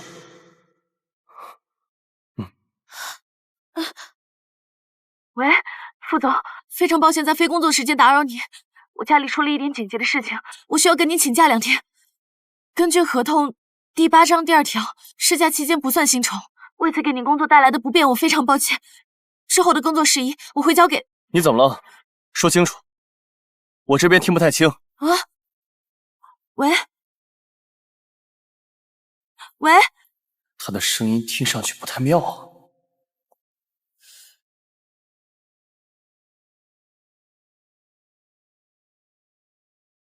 婉晴，思涵，你在跟谁打电话呀？怎么了？喂，喂，能听得到吗？副总，我们两个好不容易有单独相处的时间，你能不能不要总想着工作？只是工作上的一点小事情。不是说好了要陪我的吗？婉晴，别闹了，先把手机还给我。思涵，来电话的是江小姐吧？你不觉得你对那个江小姐是不是太纵容了？傅思涵，傅思涵，我不是说她坏话，我只是觉得她的眼里是不是没有你，只有生意和钱？你看她刚才在音乐会上的样子，分明就是敷衍了事，还要破坏氛围。像江小姐这种人，怎么可能会真心为你着想？只不过是把你当作行走的钱包罢了。是这样吗？我知道你工作很辛苦，压力大，需要有人为你分忧。但是你需要的是一个能让你放松、给你温暖的港湾，而不是一个随时随地拿着一个账单，把所有东西都明码标价的计价机器。他只是把我当作钱包。思涵，我是真的很为你担心，你千万不要被这种浑身铜臭味的女人给蒙蔽了。好一个苏婉晴，我惹你了！打断我请假不说，还在背后诋毁我，不敢当面对质，就在背后蛐蛐我，搞这种茶言茶语是吧？把我恪守职责、尽职尽责的专业精神诋毁成见钱眼开的拜金女。还有时间，苏婉晴是吧？白月光是吧？我今天就让你见见什么叫打工皇帝的愤怒！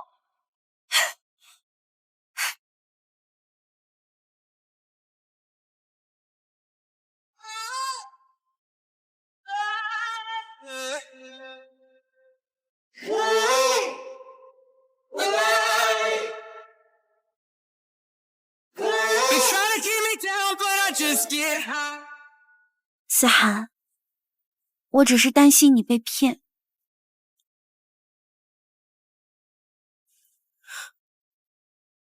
江离，你怎么来了？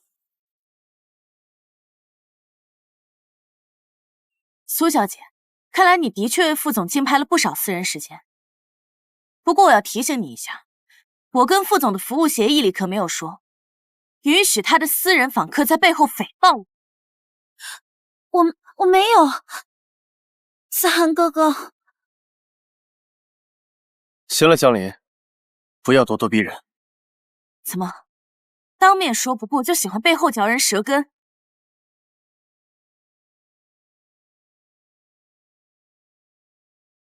副总，美人在怀，连随手挂电话这个最基本的素养都抛之脑后了吗？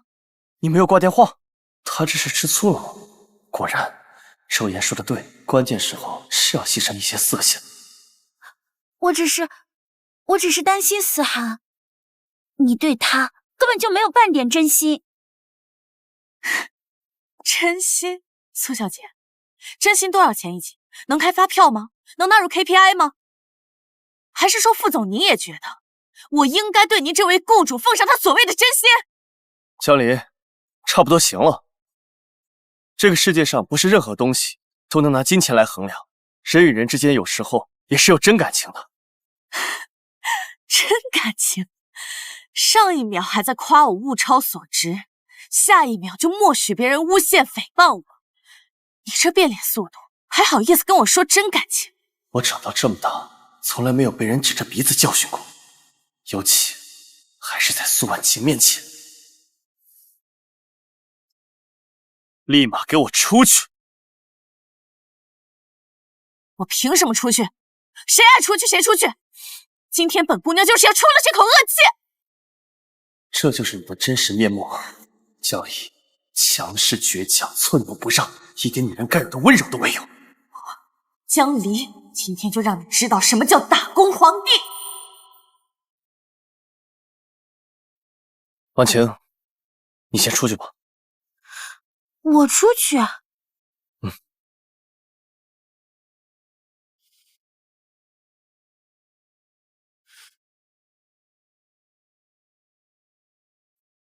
江离，闹够了没？能摆正自己的身份了吗？当然，我们只是纯粹的雇佣关系，所以按照流程，我来向我的雇主请假。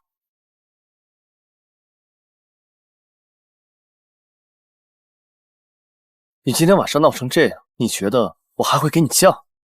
太荒唐了吧！我父亲急性脑梗，现在正在抢救室抢救。我买了最早的航班，飞机2个小时之后起飞。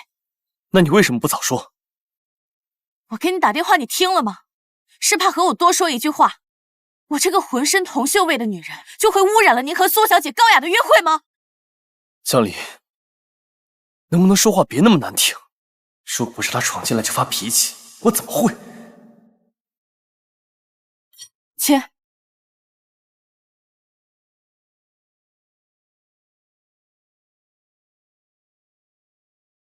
谢谢副总。江离，医院在哪儿？不劳副总费心了。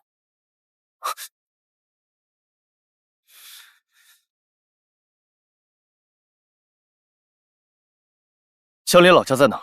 江离的老家在南城。南城。好，立马给我买最近一班的机票，我要去那视察工作。啊，我们在那边没有项目啊。什么？没有项目？那你赶快去谈啊！好的，老板。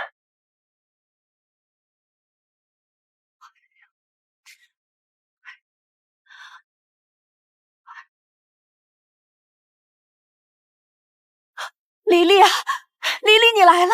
我记得小说原文里母亲都是喊原主阿离的，黎黎这个称呼，则是书外的现实世界里妈妈会喊的小名。是了，眼前的妈妈就是我的妈妈。妈，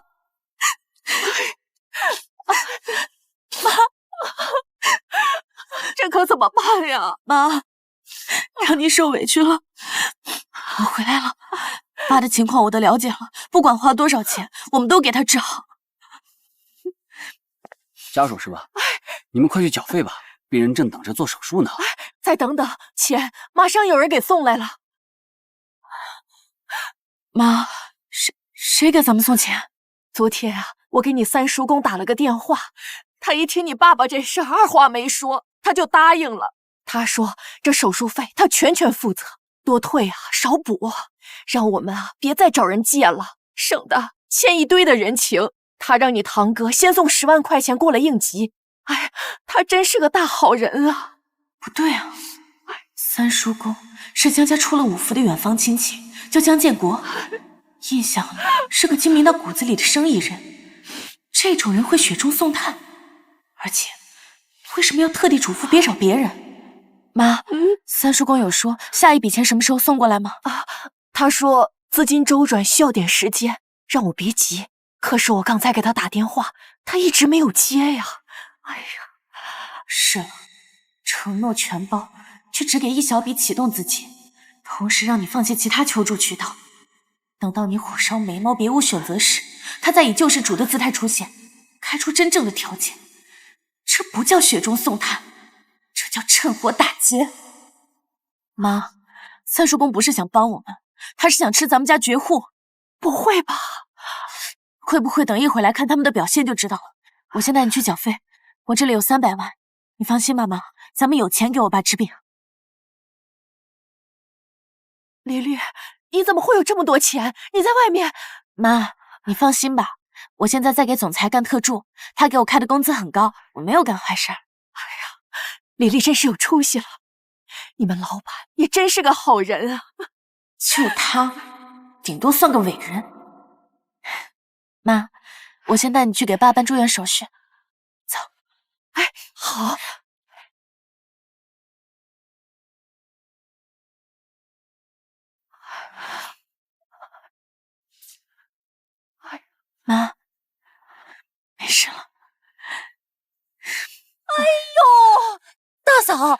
说大哥准备做手术了，我们这紧赶慢赶的，应该没错过吧？人现在什么情况啊？现在才来，是怕人不出事吧？手术已经……哎，大嫂，你不知道，为了给大哥凑钱，我们准备把我们工厂进原料的钱挪出来。虽说我们原来谈过利息，但是我们现在也很困难，都是担着风险的，就再调高一点。你这不是坐地起价吗？咱们可是实在的亲戚啊！哎呦，大嫂，你这话说的也太难听了吧？再说了，这亲兄弟还得明算账呢。我们多问你要点利息怎么了？没有我们的帮忙，你一个女人带着个黄毛丫头，能有什么办法呀？利息太多了，我们也负担不起啊。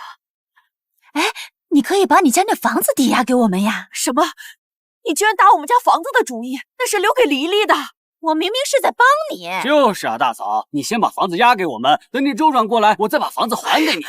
就这个利息，足够你们还到牛年马月。三叔三婶，首先谢谢你们关心，其次，我爸爸的手术费已经全部缴清了，1分不差。什么？缴清了？你哪来这么多钱呀？你这个小姑娘，不会是在外面给人做小三儿吧？我们江家可不允许有这样作风不检点的女儿，我要把你逐出江家。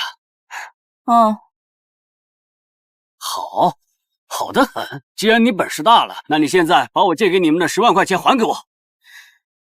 三叔公昨天派人送来10万给我们救急，按照现在银行同期1年期利息3.45%，一天的利息是9块4毛5。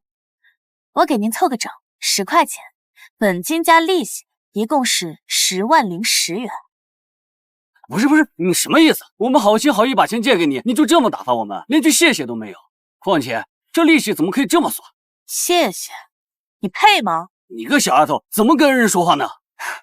我爸病重，你假意承诺全包，却只给10万，目的就是为了在我们走投无路的时候找不到其他渠道借钱，在我爸手术那么关键的时候你玩消失，等我们山穷水尽，你再跳出来当个救世主，开出高利贷的条件。他怎么知道？三叔公，你这算盘打得我在陆家嘴都听到了，我是该谢你精明呢，还是该谢你歹毒啊？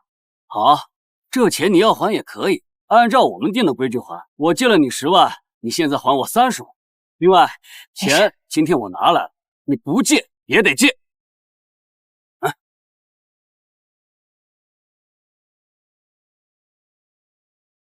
钱，你们这样做是违法的，合同也不会生效，而且我已经录音了，我可以告你们。动手！给我钱！住手！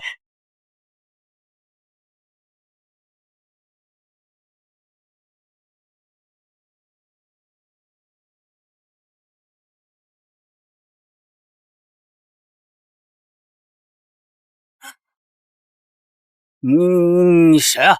该不会是包养江离的有钱人吧？他就是你老板啊？他居然对妈妈提起过我，看来他心里是有我的。昨天的事情，我大人有大量，就不和他计较了。傅思涵，你怎么会在这儿？还在这种关键时刻出现？这种狗血俗套到令人作呕的桥段，不要啊！告诉我你的名字。你管我是谁？这是我们的家事，你一个外人少多管闲事。很好，你成功的激怒了我。10秒内，我要他所有资料。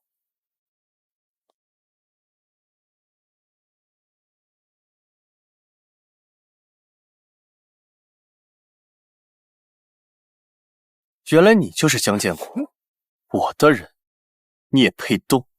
大哥，你没事吧？我什么时候成你的人了？不是你谁啊？这里的事还轮不到你一个外人插嘴。年纪轻轻的说话这么狂，你家里人没教过你该如何尊敬长辈吗？周岩，动手。副总，已经按照您的意思，以傅氏的名义对江建国所在的公司进行商业针对施压。哇，霸总不愧是霸总，出手必是雷霆万钧，真霸气，真帅。你才几岁啊？你知道傅氏的大门往哪开？我们可是跟傅氏的子公司合作，我们和傅氏那才是自己人。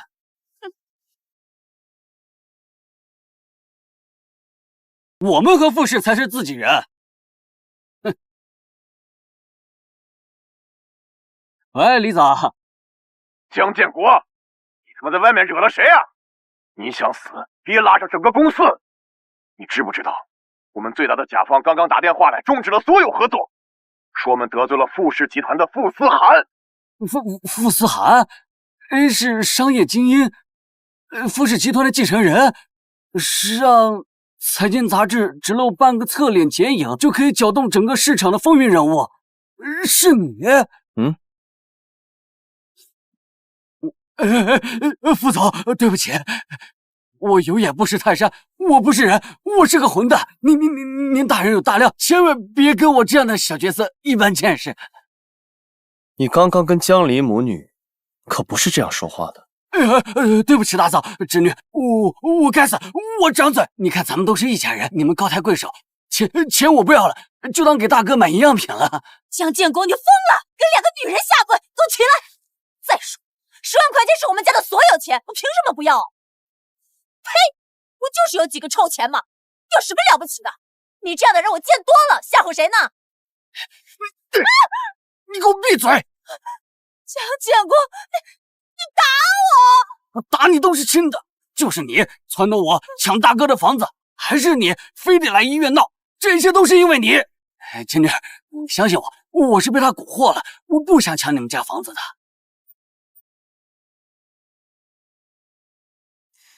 我对你们2个的事情不感兴趣。好啊，现在你把所有责任都推到我身上是吧？看我不抓死你！走！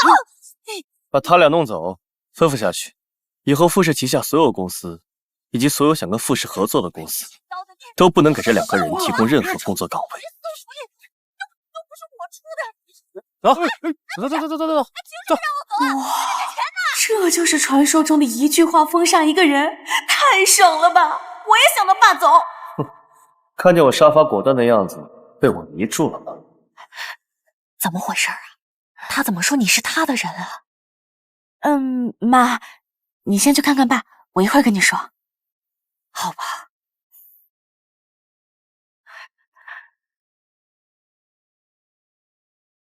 阿姨，一点心意。谢谢副总。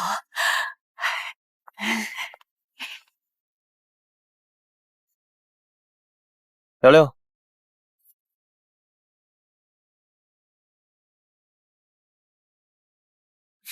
处理这样的货色，还要我亲自动手？江顾问，你的休假成本有点高啊。谁让你来了？副总日理万机，屈尊前来，这份恩情我铭记于心。关于您此次出行的机票、酒店、车辆以及时间成本，我回头让周特助拟定一个账单，从我下个季度的奖金里扣除，绝对不让公司以及您个人蒙受损失。我千里迢迢赶过来，不是替你算账。那你是？对不起。啊？是我太累了，出现幻觉？霸道总裁和我道歉？副总，您刚才是在说对不起吗？原来您的字典里还有这3个字呢。昨天的电话我没有听清，后来你突然出现了，话赶着话，局面就失控了。总之，我本意并不想跟你吵架。没想到霸道总裁还有这么诚恳的时候。这次就先算了，要是再有下一次，没有下次了。转性了？我听说你的父亲脱离生命危险了，我可以安排直升机将你的父亲接到傅氏京城的医院，安排最好的专家给他后续治疗。为什么对我这么好？因为我想你早点回去。你该不会是喜欢上我了吧？你在胡思乱想什么呀？现在公司每天有那么多项目要运转，我想你在的话会比较好一点。哦，现在不觉得我是在坑你的钱了？坑吧，我有的是钱。根据世界财富排行榜，我是这个世界上最有钱的人，所以你不用坑别人的钱，只坑我的就好。我喜欢你的自信。江小姐，您可算回来了，总裁已经在办公室等着您了。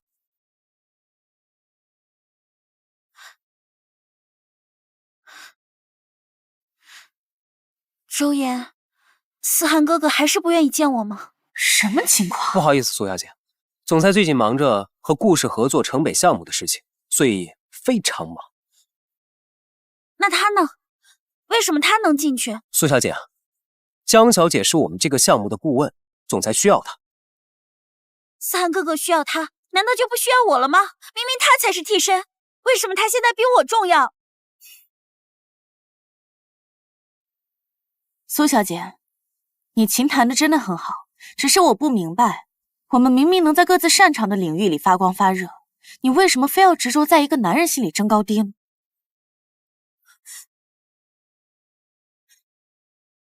她就是傅思涵走到哪里都要带着的女人，是他。是个人才。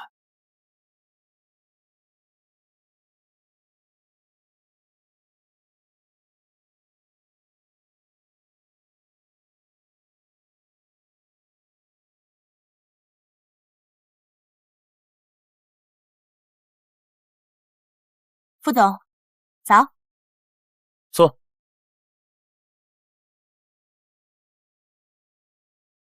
你父亲情况怎么样了？托副总的福，已经好多了，谢谢。他居然和我说谢谢，他居然没有再紧锣密鼓的计算金额，而是和我说了一句有感情的话。他是要对我产生感情了吗？应该的，毕竟你是我们公司的重要员工。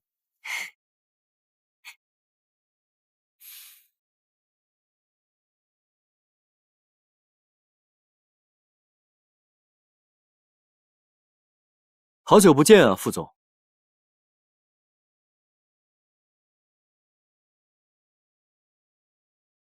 这位就是副总最近新招的私人顾问，江离，江小姐吧？顾总，您认识我？你的名字现在在 A 市的金融圈和法务圈，可比那些上市公司的 CEO 都要响。寥寥几句，就帮副总挽回损失的女人，到底是个什么奇女？这位顾总在书中的设定是一个勇敢开拓的富二代，一直是傅思涵商业版图的对手。但因为书的主要内容是傅思涵的情感，对他的描写不多。现在看来是要认真一下了。顾总，我只是一个拿钱办事的法律顾问，为客户争取利益最大化是我的职业本能。好一个职业本能！江小姐，有没有兴趣聊聊？我们信达资本正在招自己的顶级法务团队，我对人才的渴望以及能够付出的价码，绝对超乎你的想象。顾燕，如果我没记错的话，我们约的是9点半，你早到了。哼，没办法，听说副总这儿有好戏看，我便提前过来。现在这么一看，门口的苏小姐哭得很伤心啊。江小姐，你说该是多么铁石心肠的人，看到美女落泪，还会这么的无动于衷啊！居然敢拉踩我，我明明是手难得。介绍一下，这位是我们公司的金顾，在工作的时候，请称呼他的职务。搞什么？占有欲大爆发呀！副总，工作而已，每个人都有他的自由。早几年我们顾氏的一个商业经理，不也跳槽你们傅氏？那如此看来，傅氏是比顾氏更好的选择，已经是大家的共同认知了。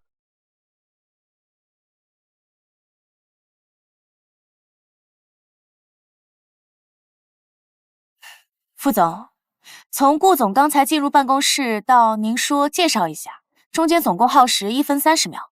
这段时间是属于商业会谈前的非正式会谈，还是属于因挖墙脚而产生的商业骚扰？费用谁付？不愧是江小姐，她根本不在乎在这2个男人心里她有多重要，只在乎谁给她钱。我在为他战斗，他却只想着钱。有趣，太有趣了。江小姐，你比我想象的还要出色。这个问题我来回答，这笔费用我付。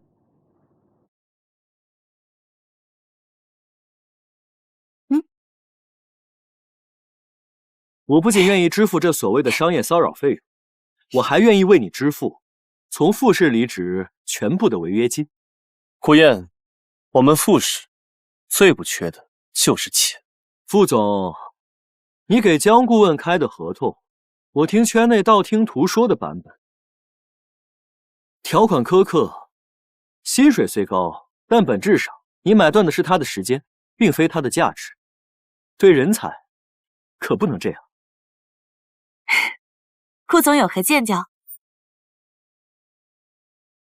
我们信达资本不同，我们正在寻找的不是一个高级雇员，而是一个合伙人。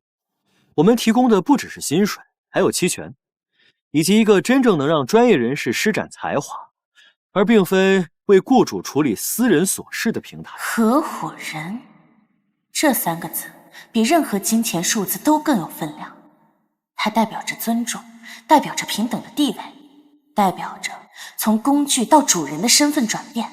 这也是傅思涵一直以来拒绝给予我的东西。顾燕比我想象中更懂人性。顾燕，请注意你说话的分寸。如果不是和信达的合作关乎傅氏未来3年的战略布局，我现在就要把他扔出去。感谢顾总赏识。傅总，是这样的，根据协议，在合同期限内，若有第3方向乙方及我提出更高的职位或更好的待遇，乙方有权向甲方及您提出价值匹配请求。你这是要让我为你加码？是的，也就是说，傅总您现在有3个选择：第一，拒绝我的价值匹配请求，那我将向公司提出辞呈，并且按照协议向您支付3倍违约金，同时保留接受顾总邀约的权利。第二，您同意匹配顾总提出的合伙人邀约请求，包括但不限于傅氏集团的相应期权以及董事会席位。同时，您要将我的职务从您的法律顾问变为首席战略顾问。那第3呢？虽然第2点已经很荒唐，但按照这个女人的风格，最重磅的肯定还没说。第3，您可以选择支付一笔忠诚度维系奖金，暂时平息这场风波，直到下一次挖墙脚出现。算您便宜点好了，800万。是不是我支付了这笔钱，你就会一直维持对我的忠诚度？傅总，如果您支付了这笔忠诚度维系奖金，我将继续履行该协议，直到下一次挖墙脚出现。如果我付完钱，他还一直挖，那我岂不是一直要付钱？对，聪明。原来被人当面挖墙脚，不仅不用慌忙表忠心，还能反过来跟老板谈加薪啊！不，这不是加薪，这是现场拍卖，牛啊！打工人最高境界就是这样了吧？来吧，为我竞标。江离，我只问你一句，你是在恃宠而骄吗？只要江离承认多少钱，我都给。傅总，我现在是在跟您聊合同，您是不是偏题了？傅总，要不然就第1个方案吧，违约金我会替江小姐出，现在就打到你们傅氏的对公账户上。你闭嘴！800万而已，这笔钱我给了。哇，你是人傻钱多吗？都这样了，你都不愿意给我升职，也不愿意放我走？这笔钱我会让周岩负责处理。现在，请开始你的工作，江顾问。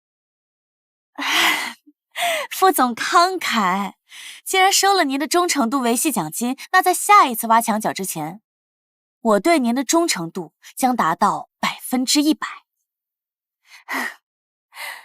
顾总，那就非常不好意思了。现在看来，我暂时还是傅总的法律顾问。商业领域价高者得，市场规律还请您理解。我当然理解。副总，恭喜你了，成功留住了你的金牌顾问。不过市场是瞬息万变的，下次我会带着更有诚意的价格再来。毕竟价值这东西，总是越被认可，涨得越快。顾总、副总，我们谈正事吧。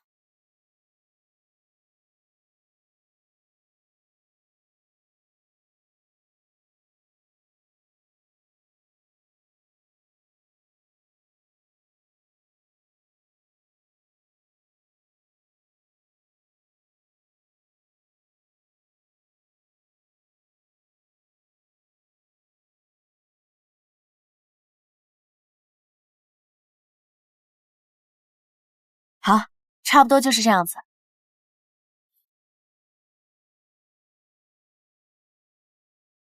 副总，你手下的江顾问果然名不虚传，今天算是领会了，合作愉快，合作愉快。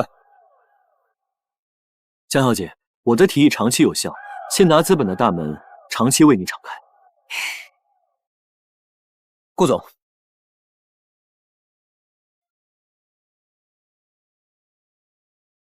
江离，你不觉得要给我个解释吗？啊？关于刚刚的条款，副总是有什么不懂的地方吗？顾燕当着我的面挖你，你竟连一丝一毫的犹豫都没有，就直接将问题变成价高者得的拍卖会。难道在你心里，我就只是个花钱的甲方？不然呢？江离，为了你，我连夜飞去你家，将苏婉晴拒之千里，甚至还和家里闹不和。你的心里就只有钱？是的，我的心里就只有钱。为什么？因为钱能解决世间99%的问题啊。副总，我很感激你帮助我，不过当初就算是你没有来，我也有钱能给我父亲去做很好的治疗，包括我们家的亲戚，我都可以自己解决的。傅思涵，我没有打算依靠你，请你摆正自己的位置。好，江离，你很好。这小子为什么这么生气啊？该不会是爱上我了吧？有了替身之后忘了白月光，这剧情太老土了吧！我拒绝出演。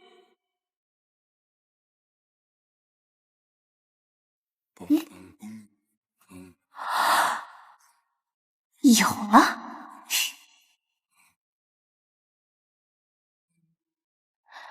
我和你有点奇妙，有点搞笑，吵了又吵。不过，副总，你是想和我换一种方式相处吧？我想，我当然想，你想不想？实不相瞒，我也想，而且我都想了很久了。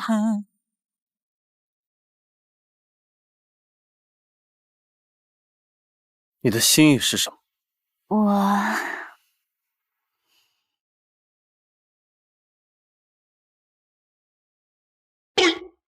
我打算成立一个资本公司，先投资以下3个项目。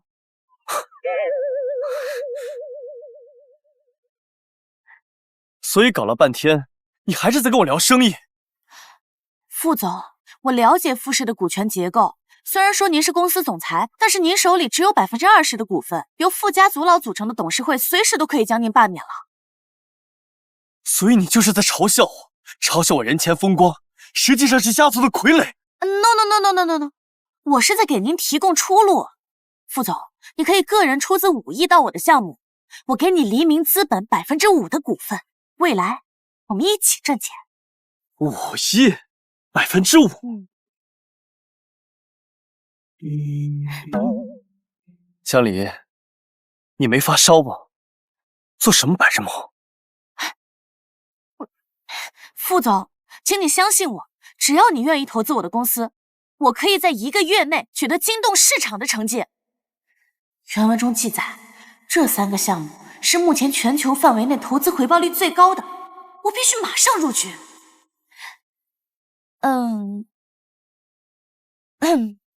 不过你也有权利拒绝，当然我也有权利做别的选择，比如说……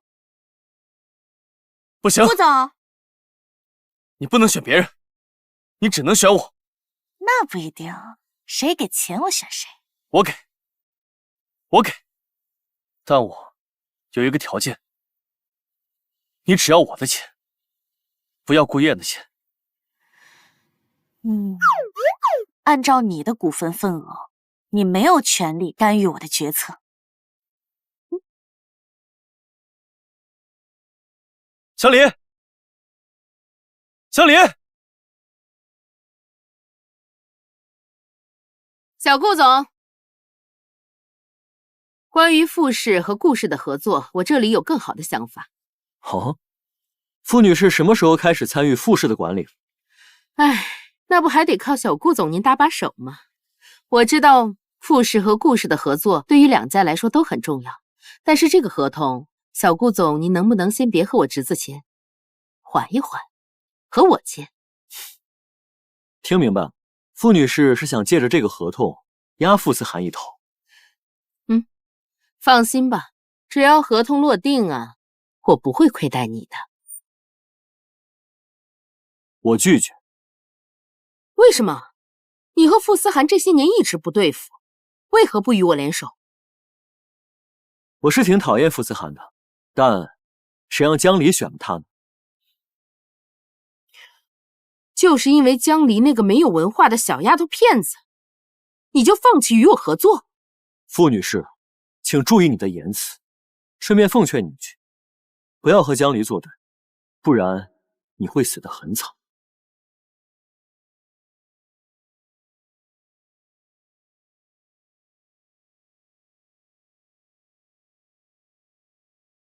好啊，你个江离，敢坏我的事儿，我一定要亲自把你捏死在手心里。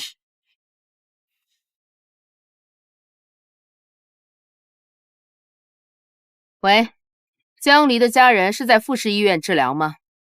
让他母亲明天到老宅来，就说他的恩人需要他报恩。哼。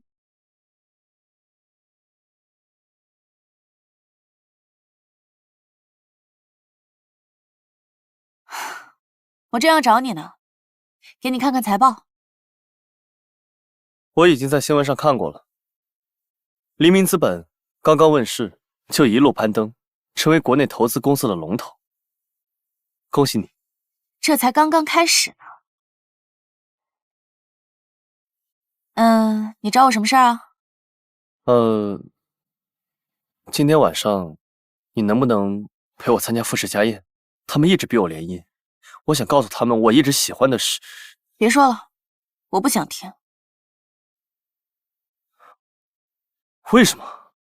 难道你就对我没有一点点？没有，一点点都没有。我们之间就是纯洁的金钱关系，你能不能不要老拿感情玷污它？江离，如果你只是想要钱的话，多少我都买单，只要你愿意陪我去。傅总，我江离不是什么钱都赚的人。再说了，现在我自己的项目已经开始赚钱了。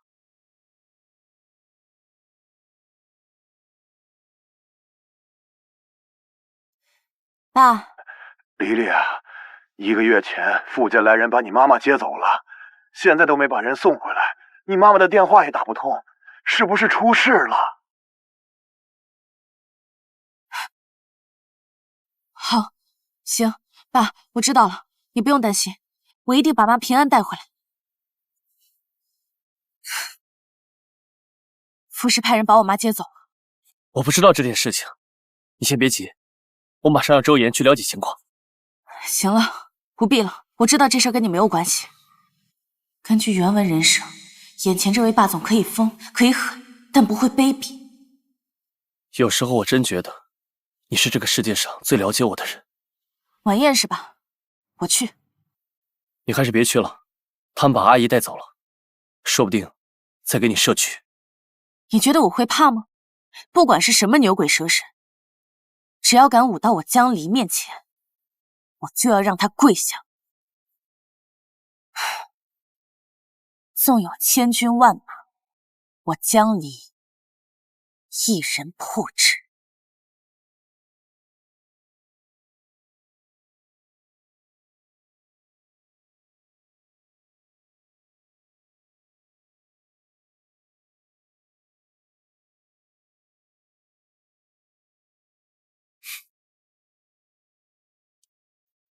这是给我母亲的，老山坛的手串，到时候你亲手交给她，有什么事情好好说。今天可能要委屈你了。你记住，没有人能让我江离受委屈。走吧。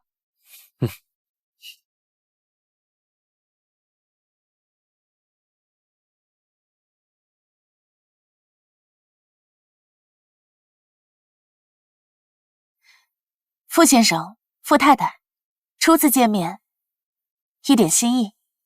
二位，我只给你们一次机会。妈，这是老山坛的手串。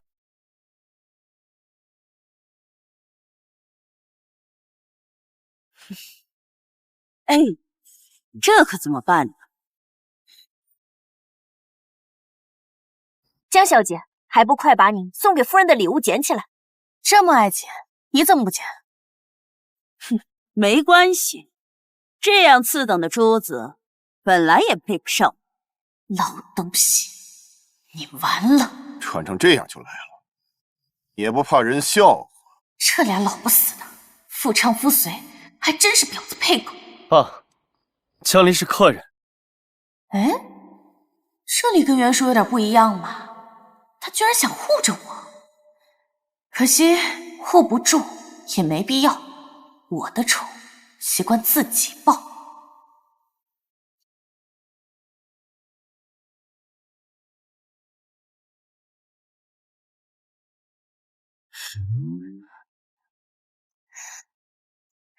傅太太，有病要赶紧去治啊！像帕金森这种病很影响生活质量吧？还有你，一点眼力劲儿都没有，珠子掉了也不说赶紧给傅太太捡起来，这万一哪个人走的时候不小心崴到脚，是不是还得怪咱们傅太太手脚不利索啊？江离，你到底有没有家教啊？像你这样的也配肖想嫁进我们傅家？妈，请注意你的言辞。江离是我的顾问，我今天带他来，也是被你们逼的。我根本就不想联姻。你敢顶嘴？哟呵，霸道总裁和袁叔比，确实有点人样了。可惜啊，他们似乎拿捏着你的命脉，真撕破脸，你玩不过的。我想你们是误会了，我来不是想嫁进傅家，而是通知你们，我要收购傅家。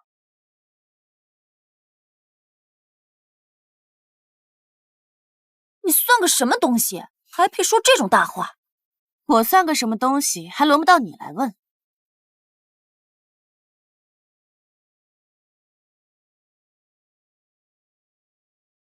在1个月内狂揽全球3个最高精尖项目的黎明资本，和你有什么关系？没错，我就是黎明资本的主人。哼，黎明资本崛起之势震动全球，你一个小姑娘能做到？切，你一定是在撒谎。别光顾着笑呀，拿手机查查股权架构。怎么可能？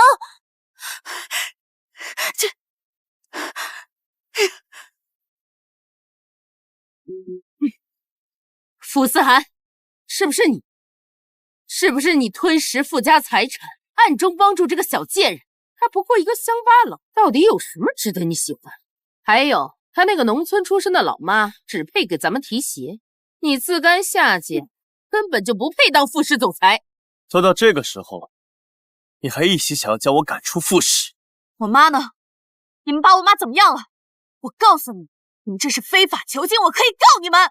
少在这胡说，她可是自愿的。莉莉啊，你怎么来了？他们怎么折磨你了？没有，怎么回事？没事儿，没有的，只是夫人她让我用手洗地毯，这不是我拖了3天，我也没洗干净。哎呀，这都是我自己的事情啊！哎，黎黎，不要！如果不是副总他帮我们，你爸爸他也不会这么快脱离危险啊。我们，妈，他们还让你做什么了？也就是擦地、擦鞋，哎呀，都是小事情。好啊，好一个傅家，我江离给你们脸了，我反悔了，我要等你们一落千丈的时候再收购你们。哼，黎黎，不要，我们做人要懂得感恩啊！妈，你不用管了，我来处理。你看，咱们把他当牛马，他还要谢谢咱们呢。阿姨，帮助你们的是我，不是傅氏。从现在起，你不用对他们有善意。什么？你个逆子！为了个女人，你连爸妈都不要了？哼！傅总，仗义，我江离也不是不仗义的人。从今往后，我们两个就是好战友。傅思涵，你要做傅家的叛徒吗？傅家的叛徒啊！傅太太，您说的不是您自己吗？哦，就上个月，傅老爷子去医院疗养，你偷偷溜进书房，特意把那份房屋置地的文件换了个位置，就等着老爷子回来发现，再借此机会邀功争家产。你不会以为别人不知道吧？什么？真的是你？我对你可不薄呀！虽然我在外面是有很多女人，但我只有一个私生子。这些年来，我还不是跟你过日子吗？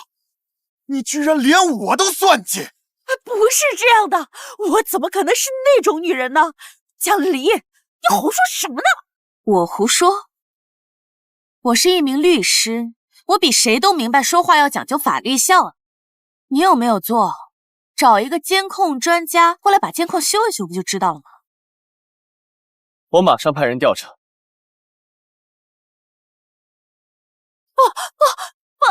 哎呦，我真的没有！贱人，跟你离婚！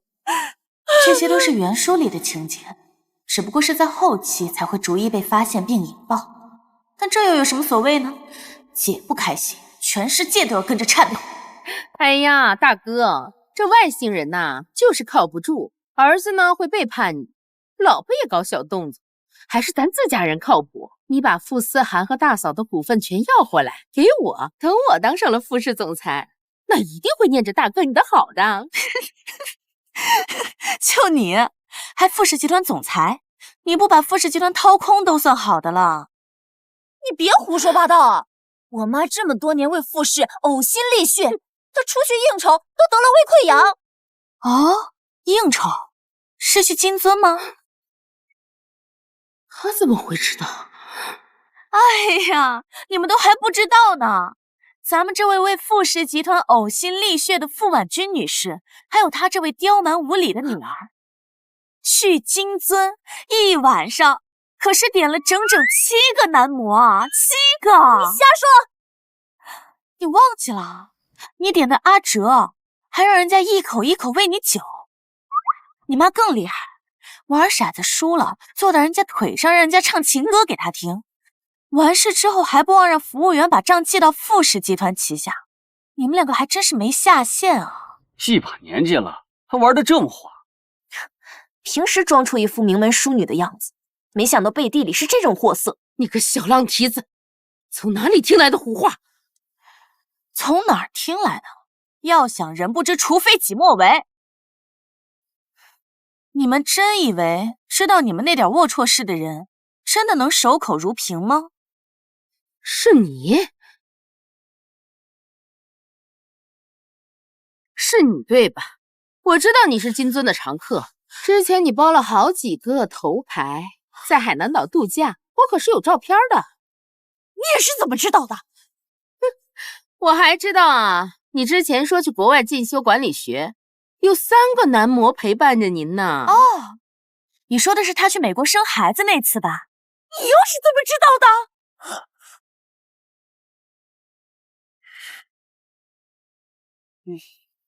原来这就是真相，难怪这么多年来，你一直对我爱答不理，你根本就不在乎我这个孩子。我不是这样的，你还知道什么？能知道些什么？不过就是知道你们傅家的体面全都是靠算计、靠剥削、靠荒迷无度、靠坐吃山空得来的呗。要论不要脸，你们才真的是响当当的名门望族。你个乡下来的野丫头，也配指点副家？先不说这些事情是真是假，江离，你这个贱人，你竟然暗自调查我们所有人，你就是见不得我们傅家好。我确实是见不得傅家好，但我起码都是明着来的。不像你妈，最近把傅氏集团旗下酒店的管理职务全都换成你爸那边的远房亲戚了吧？啊，这事现在都还没暴露啊！哎呦，我又嘴欠了。你别说了，傅婉君，你一个一门心思安插亲信，带着女儿到处乱搞的人，还有什么脸活着？还有你们两个，一样的不三不四、自私自利，才真的是绝配。哎呀，真是太恶心。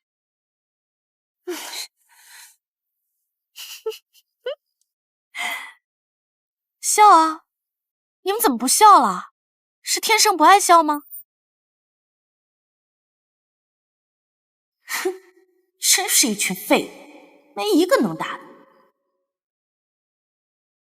你们看不起我的出身，但我起码活得光明磊落。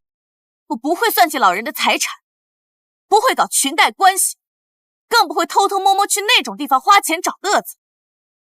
你们一群好吃懒做的渣子、蛀虫，天天在这高贵些什么呀？这反了，简直是反了！吴思涵，你看看你带个什么样的人来啊？不知道从哪个犄角旮旯冒出来的贱人，竟然敢在我们傅家的地盘上撒野！你不许说我的女儿，我的女儿是全世界最好的女儿。够了！你现在立刻马上让他滚蛋！江离是我请来的客人，而且他也没有说错，他只不过是把傅家藏在华夷锦服下的脓疮烂疤一件不落拎在台面上来。你们生气，不过是因为被江离绝对碾压。好，我给你2个选择：第一，让他滚；傅氏旗下所有产业永不录用。第二，你和他一起滚出这个家门。傅氏集团继承人的位子，有的是人想做。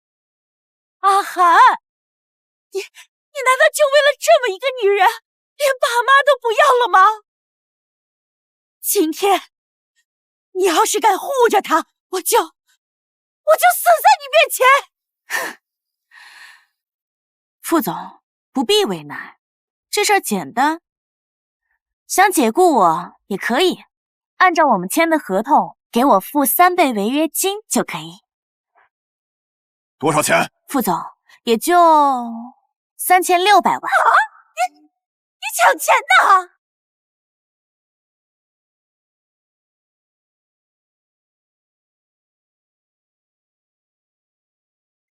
傅太太，商务合同白纸黑字，具有法律效力。不过你们想赖账也没关系，就是这傅氏集团总裁带头违约的丑闻一旦传出去，对傅氏股价的影响应该不止这个数吧？好，很好。傅思涵可真会挑女人。这钱我出了，你们都给我滚！滚就滚。妈，你先上车，慢点。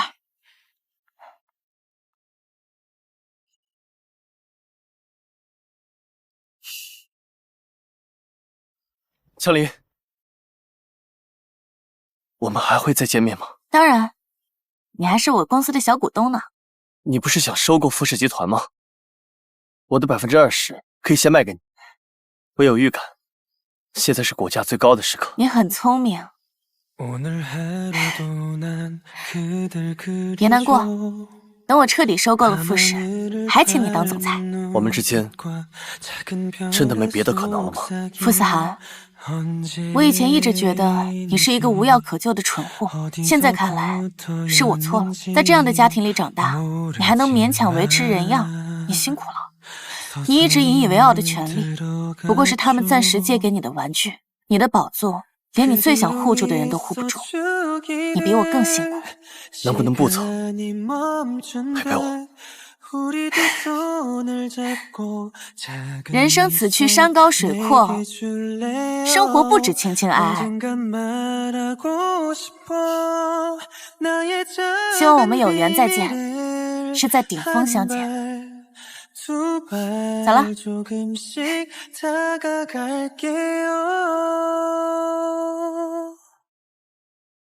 走了。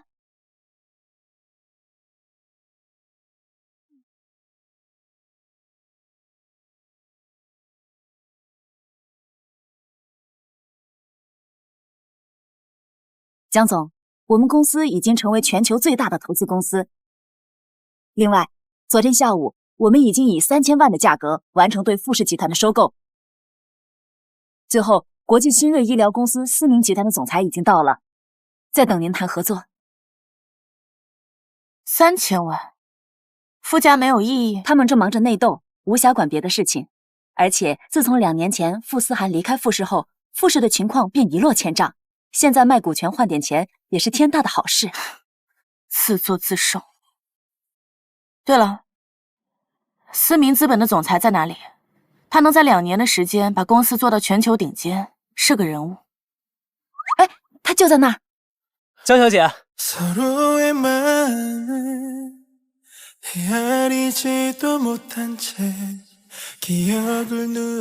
是你。